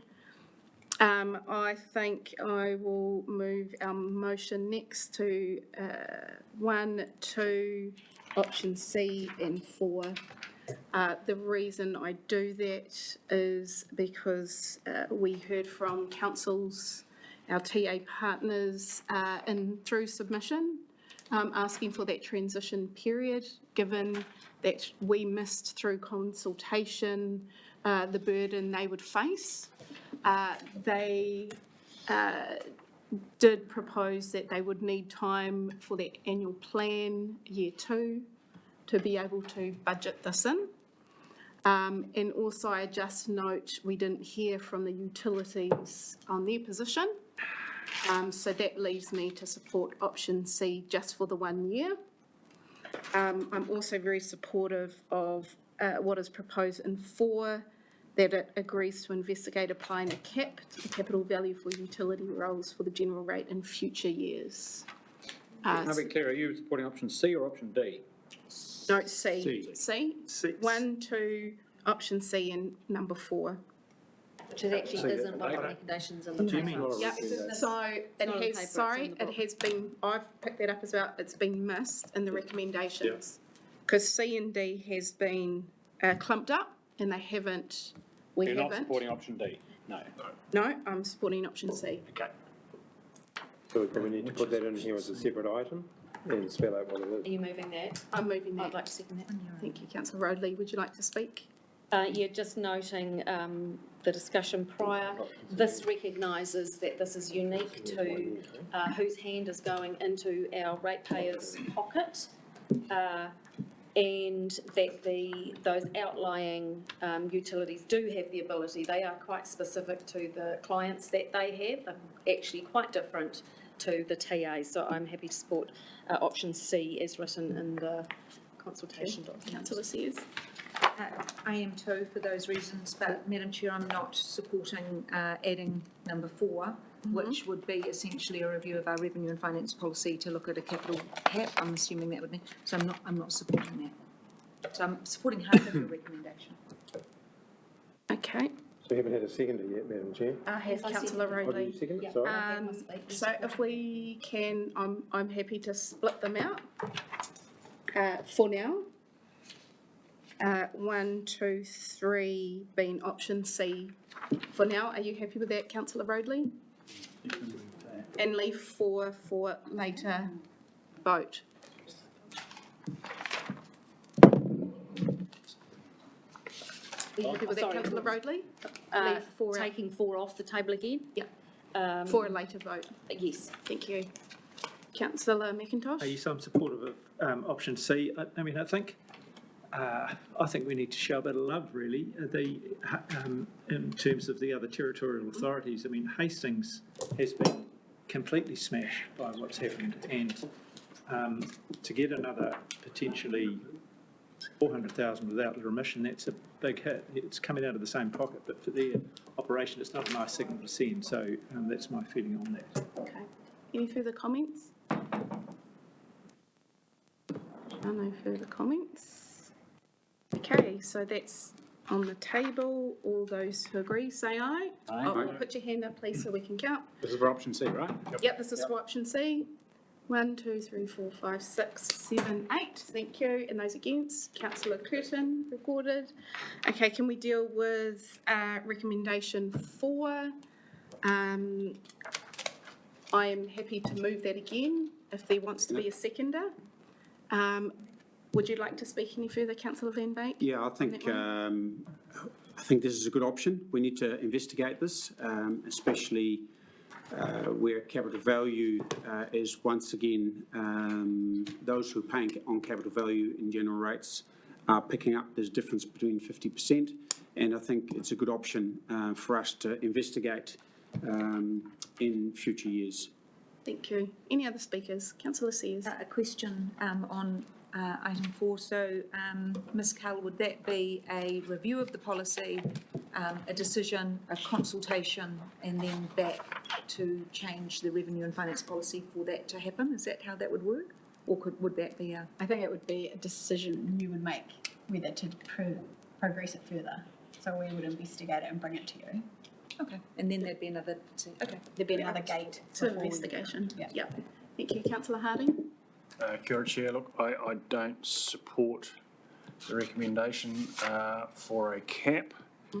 I'm looking at, and this table we have here is highly instructive. If one looks at applying $100 million cap on there, we're essentially saying for HDC we'd be giving something like an 80% discount, something like a 50% discount, oh no, more than that, 70% discount for Napier City. I think it's a very clever suggestion that's been put forward. On the face of things, 100 million, oh, that looks all right. But actually, if you work it through, we're being scammed here. Well, they're bringing forward those figures on whether we determine. So I don't support the cap. Thank you. Councillor Williams. Oh, no, I was going to say that can all be assessed and evaluated through the review itself. So I'd rather Yeah, wait until then. that's right. We've got headspace to do. Okay, any further comment on that? All those who agree to support point 4, please raise your hand. Supporting, sorry. Supporting 4. Supporting doing the investigation. The To investigate. Okay. Okay, supporting? Oh, yeah, okay. 1, 2, 3, 4, 5, 6, 7. Those against? 2. Carried. Thank you. Okay, we move through the revenue and finance policy. Madam, could I just make a comment? These last two papers really do require quite a lot of attention in my view, and there's quite a lot of discussion still to come, and they're awfully important. Yes. And I do think people are flagging. I'm not sure we'll do justice to that in 25 minutes. I don't know how. We could go longer. How many items do we have? These two quite big ones. 2 more, are they?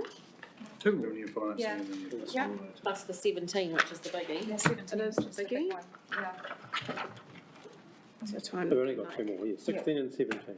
I think, look, we'll go through 16 Yeah, and then see where we're at. and then we'll see where we're at. Okay. Yep, if we need further time or a big break or a tomorrow, And overnight, look at it. Yep, we'll do that. Okay. Item 16.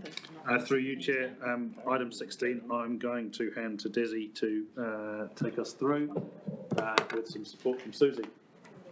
Or the other way round, depending on which way they prefer to do it. Either or.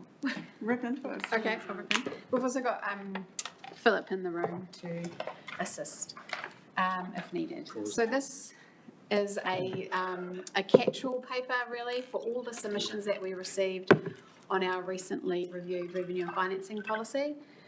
Whilst it wasn't, so we did have a consultation topic, but that was related to the new flood schemes. So we covered that in the first paper today. So really this is just a wash up of all the, I think there were 60 written submissions related to primarily the change from LV to CV on the general rate, the impact of the reviews that we did on flood schemes.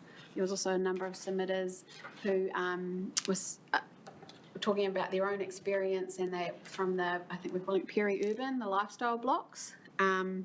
So there's a little bit of staff comment under those three topics. Really just taking the opportunity to revisit the rationale for those changes. And then the final part of the paper is called Overall Impact of Rates Review, and that's just a little bit of theory as to what you can expect after a rates review, and the options available to you to smooth the transition, such as rates remissions. So really your options are in the short term rates remissions and in the longer term sort of more deeper reviews or revisiting the policy. And happy to take questions. And really there was just following that one recommendation, which the option that we've put to you, which is to signal or not that you want to do future sort of more refined rates reviews for flood schemes, particularly Upper Tugituk and Upper Makara Stream. So happy to take questions or anything further to add? Right. Okay, questions. Councillor Harding. Kia ora, Chair. Look, just a question as to whether, harking back to the discussions around the regional transport, whether we need, if there's an appetite to look at the what's the word? The footprint. The footprint. Whether that should also be included in for a review of the scheme footprint, or basically a review of the rates apportionment for regional public transport with a special focus on the footprint and outliers. Through you, Chair, I think you already resolved in principle to do that. You had a resolution to take further Right. review. I just wanted to double check just to make So sure we haven't missed it. it's on the same footing as this essentially. Thank you. Thank you. Right. Thank you.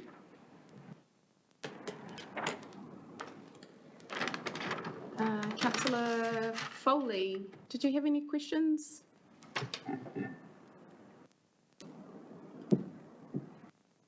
Oh, just that with regards to Upper Tugi scheme, it says there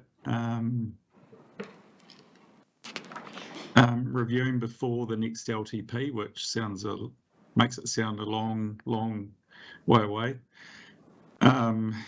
Hopefully done sooner rather than later, but until it's done, ratepayers can keep resubmitting for remission if it goes longer than a year. Those ones that are impacted. I think through you, Chair, our intent is to do it within the next 12 months. We can do it in the next 12. Oh, awesome. Yeah. Okay. That's not how it read, but thank you. If that helps, we can change that wording to before the next annual plan. That your Yeah. Yep. your direction. Yep. Councillor Roadley. Thank you, Chair. There also seems to be an anomaly with our peri-urban lifestylers, particularly the group that are in the Upper Esk Hills, Bayview Hills, and I understand they've been captured by a layering impact of being rural but also urban, and they've had a double whammy, and then public transport also thrown in there. Where are we dealing? Is this where we're dealing with them because they're not itemised? Is that 4.2? Should it be like where are we dealing with them? We don't. So they're covered in the paper. Yeah. We don't have an easy solution for them. But we do need to look and find a solution because at the moment it's not sitting. Something needs to be. We need to look at it. I think you might find it quite difficult to look at them as a specific place because they've got very high CVs generally. So I think as a specific place that'll be difficult. You'll pick it up through. But I'm thinking as the specific being their lifestyle peri-urban, not necessarily them, but that was the one that triggered me thinking they're getting a double whammy of impact. Can we look at? They will be covered if we relook at the public transport rate. So that would, if we look at, concentric circles around a service or something like that, they are likely to benefit from that. Can you clarify that they are in the new footprint, therefore will be applicable to the remission in terms of passenger transport? And is that the Yes, they only, will. and So is they that will be the only captured. thing that's triggering that significant rise? Is it only public transport?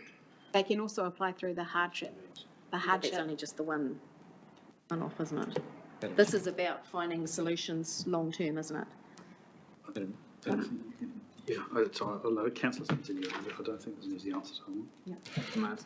So obviously, with the transport consideration, we're looking at if you like, opening the door a little to around remission, but that's for transport. Yes. Can we apply for the same properties the general rate, same consideration in terms of remission?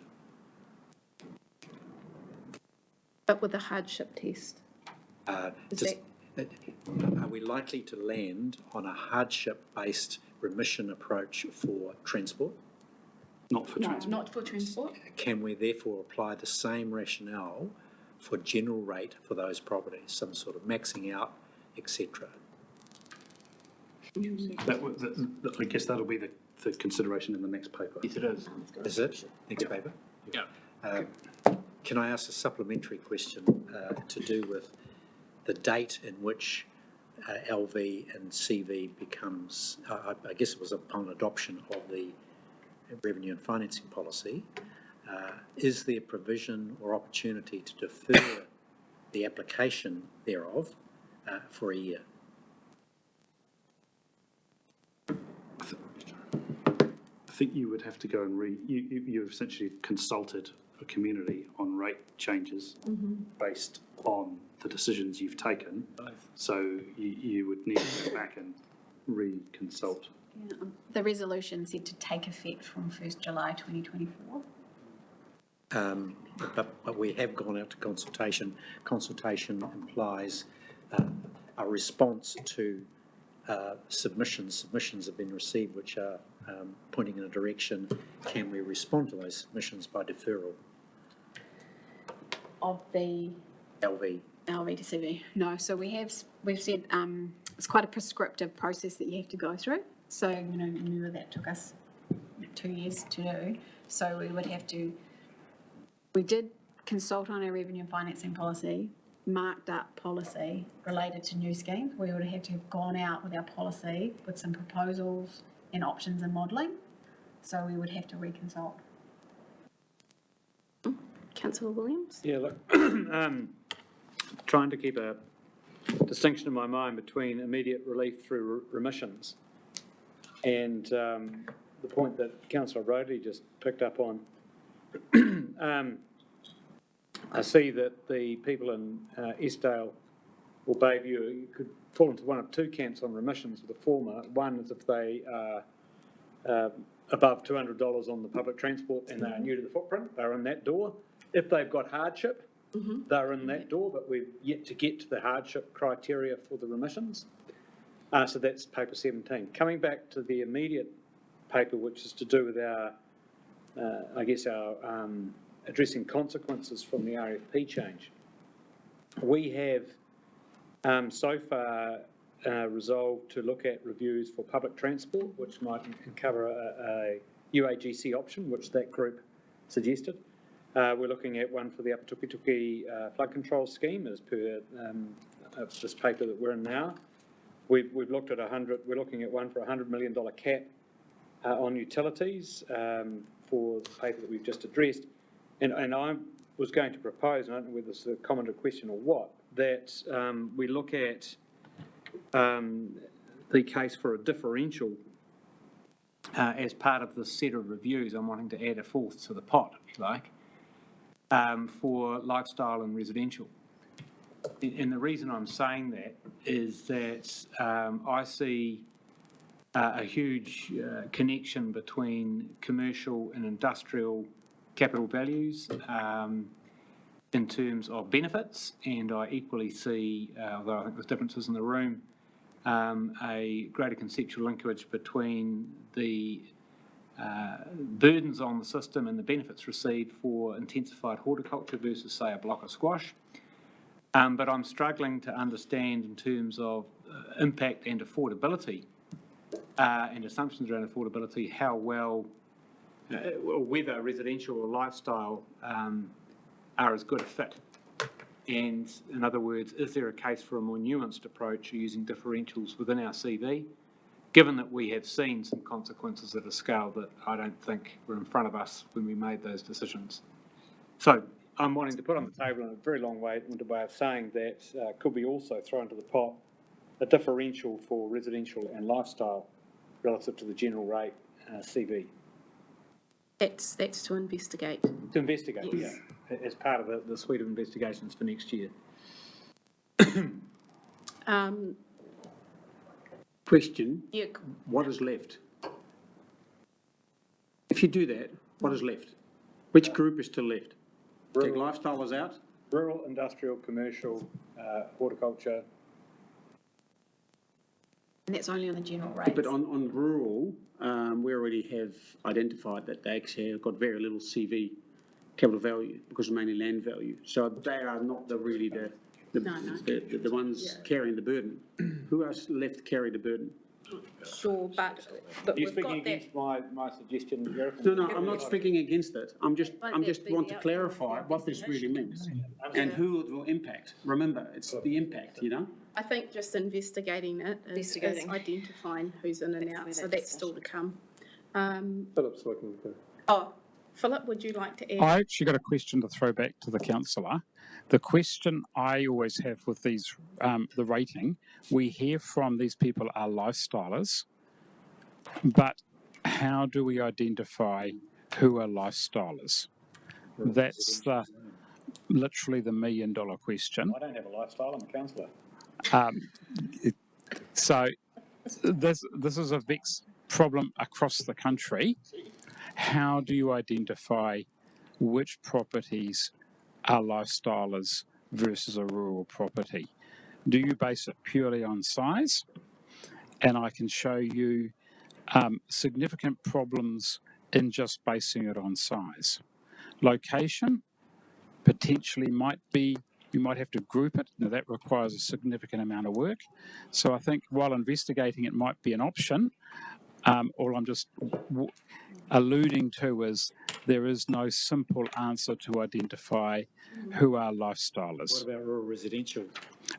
If it's based on a district plan zoning, absolutely, but that's the only, you need something to hang your definition on that is robust. At the moment, quotable value do record as a use of the property lifestyler, but that is a very broad and probably, I would say, not unreliable, but without throwing QV under the bus, they've got very broad descriptions, and that, it doesn't actually necessarily take into account land use.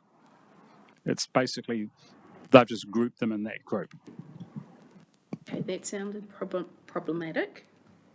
So if there are no other questions, we do have recommendations here. Okay. Problematic, through you, Chair, problematic, but the motion is just to investigate it. Yeah. So maybe there is problematics included. Our clever staff, maybe you can come up with a solution, so I would still like to support that. Thank you. I think some of our ratepayers are finding their bills quite problematic. Yeah. Councillor Sears? When you review so many policies all at once and make so many changes, if we had one policy, it would be quite easy to be refining it. So I don't really see this as a problem.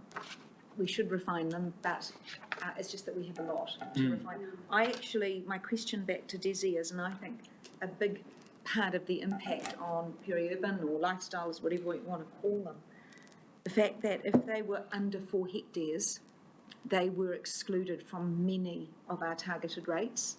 So a 10-acre block was not contributing to sustainable land management or biodiversity. Those were targeted only to blocks over 4 hectares.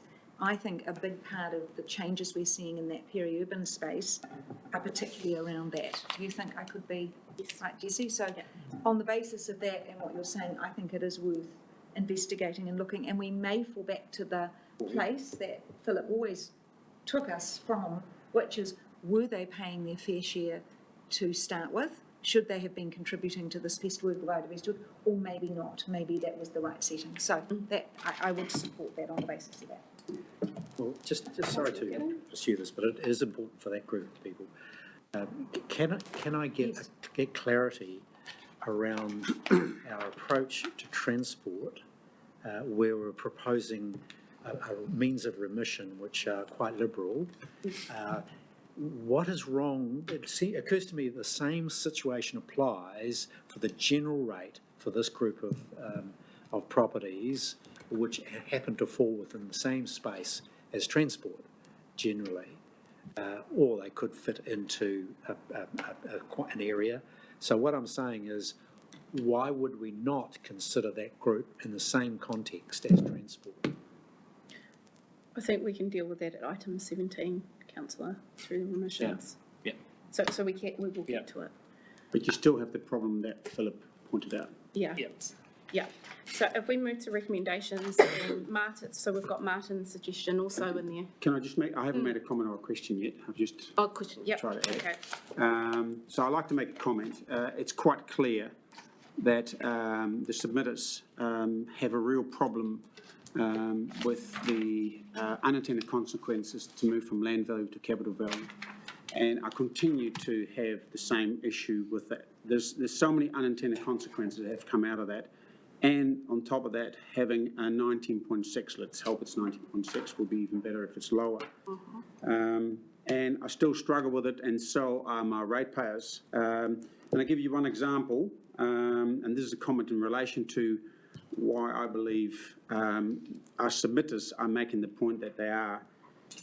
An $8 million property in the hinterland pays $3,482.50 in rates new. A 4.7 million property on the Hiratonga Plains pays exactly the same amount of rates. And I just come across those two outliers. One of them is, I believe, 600 hectares. The other one is 14. So if we are talking about fair and equitable and the footprint, and we talked about Pack and Save, and we talked about the James Wattie retirement area, and they are once again outliers that we have based some of our thinking on. But I'm just here, two rural properties. One is 14 hectares of 4.7 mil versus a property that is 8.1 mil, paying exactly the same rates. Which has the bigger footprint on the rohi? When it comes to erosion, it comes to, they're getting paid 75% subsidy. Is this fair? According to our submitters, it's not. And I really urge you as a council and councillors that we're going to review this, because it ain't fair, and there's so many unintended consequences that we need to look into this. Thank you. Thank you. And I guess it's level of service and what's provided for each property. But with these recommendations here, councillor Williams, did you want to take us through things? Yeah, so it's basically moving 1 to 4.1 with an addition that the 4.2 that we review the potential for a differential to be applied to the capital value rating under the general rate for residential and lifestyle. If I could speak to that. Are you also approving 4.1 instead of the next long-term plan before the next annual plan? Yes. Thank you. Could I speak to that? Yes. Yeah, so, look, we're not here to relitigate revenue and finance policy, much as many of us might be tempted to do so. I remain of the view that I had at the time, albeit by a margin, that it was the right decision to set this organisation up for the future and having regard to benefits, burdens and all those sorts of things. But what has happened, and I'm not going to call this a mistake, because a mistake is when you add 2 + 2 and make 5, is that one of the numbers wasn't 2. It was 3 or 6 or 8, in some cases. And so the result came out at 10 in some places we didn't anticipate. So if we made a mistake, it was to try and do so much so quickly in such difficult circumstances, right?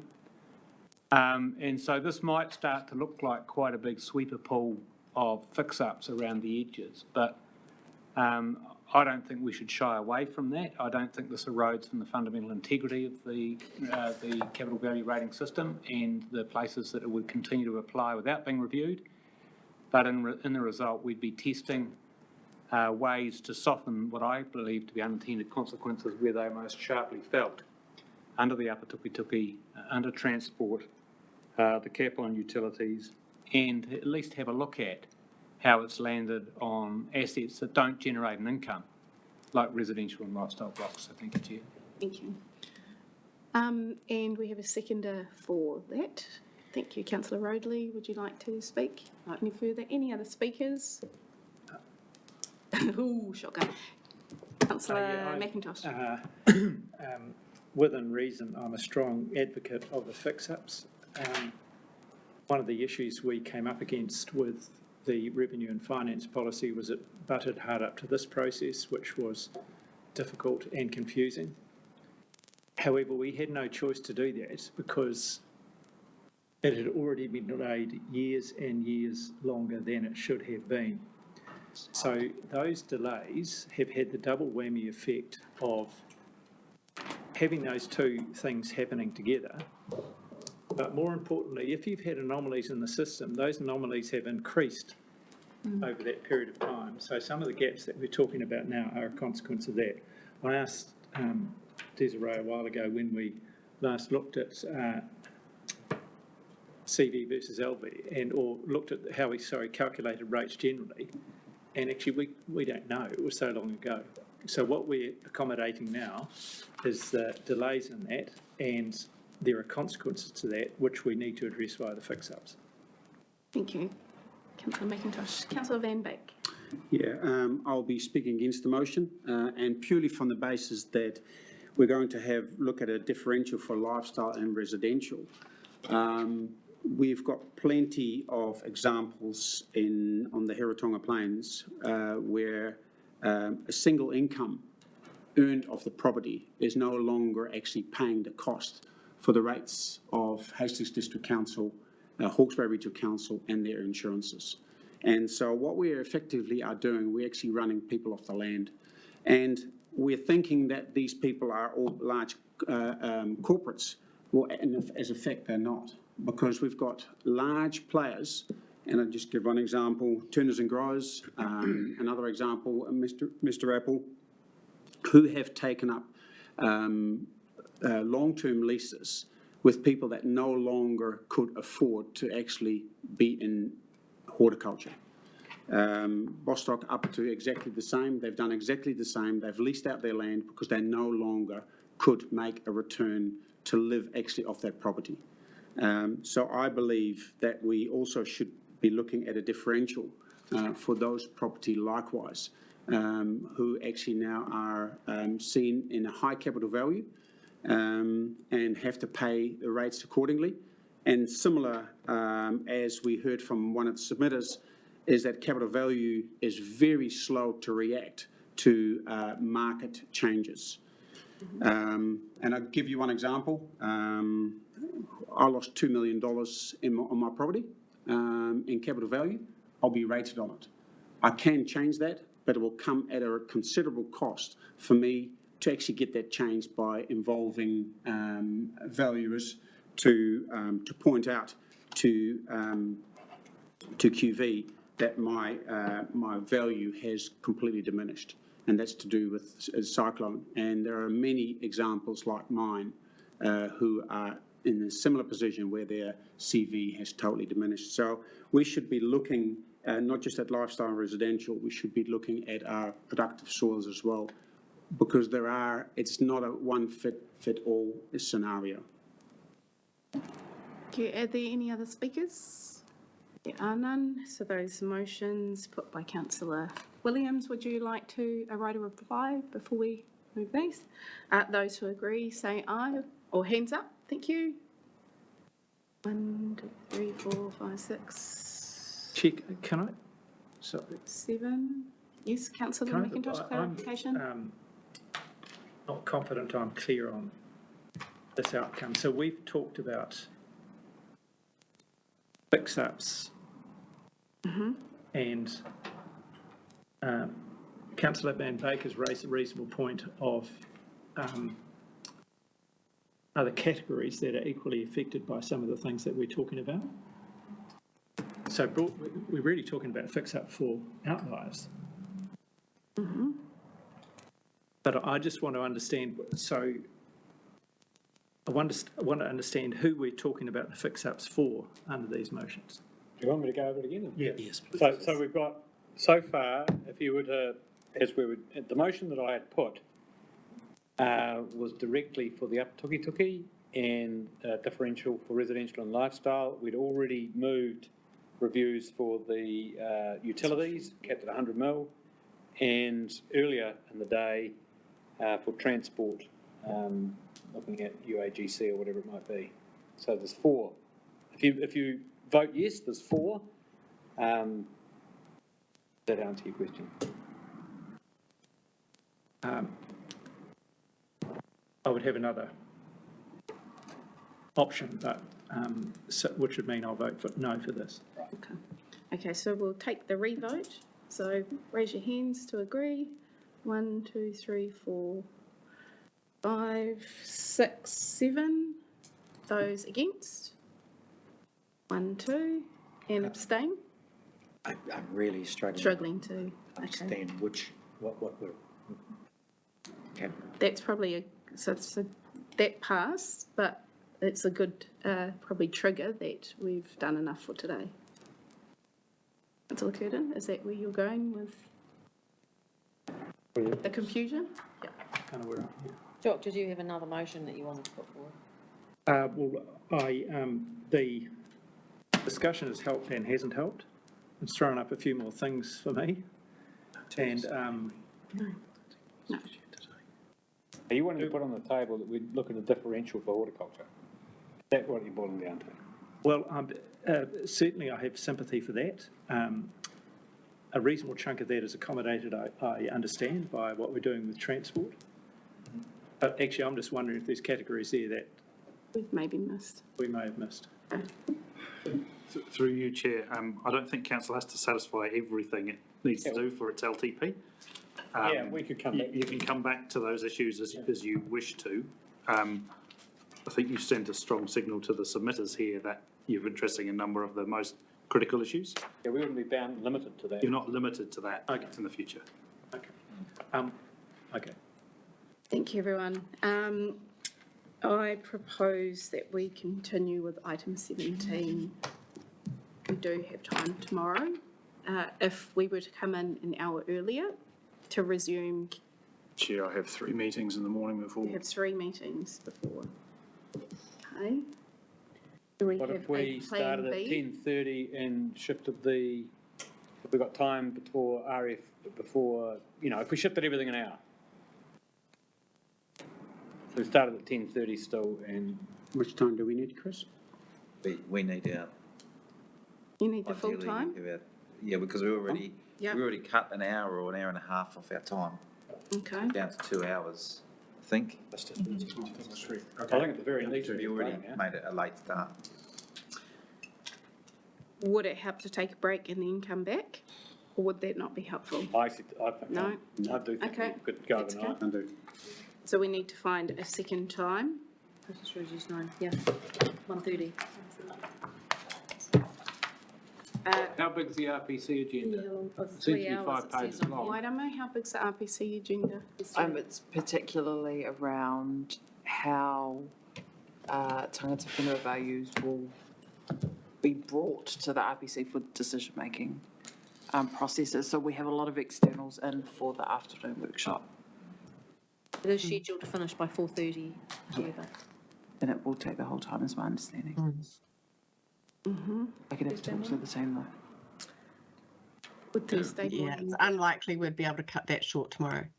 Okay, thank you. But tomorrow morning is an option, except for possibly for councillor Harding. Pretty unfair. Yeah, that's unfair. So Thursday morning, Thursday morning's fine with me. can we resume Thursday morning? I'm checking we can do that. Yep. Yep, 9 o'clock Thursday morning. 9 o'clock Thursday morning. Okay, Could be quite a useful exercise to yeah, to go away that and number and look, think about what we're going to do with it. if we have a look at where we've landed so far, okay, without addressing item 17 levers, that's where we're at 23.3, 12.9 and 7.7. I think, through you, Chair, just to be clear, in case there's any media watching, that's not likely to be where you finally end up. Yes, And you've still absolutely. got deliberations ongoing. Absolutely, this is not the final decision. Thank you all today, thank you staff, thank you councillors. We'll close with our karakia. Kia tau, kia tātou katoa, te atu whai tō tātou ariki ai, karaiti, me te aroha o te aroha, me te whitinga tahitanga.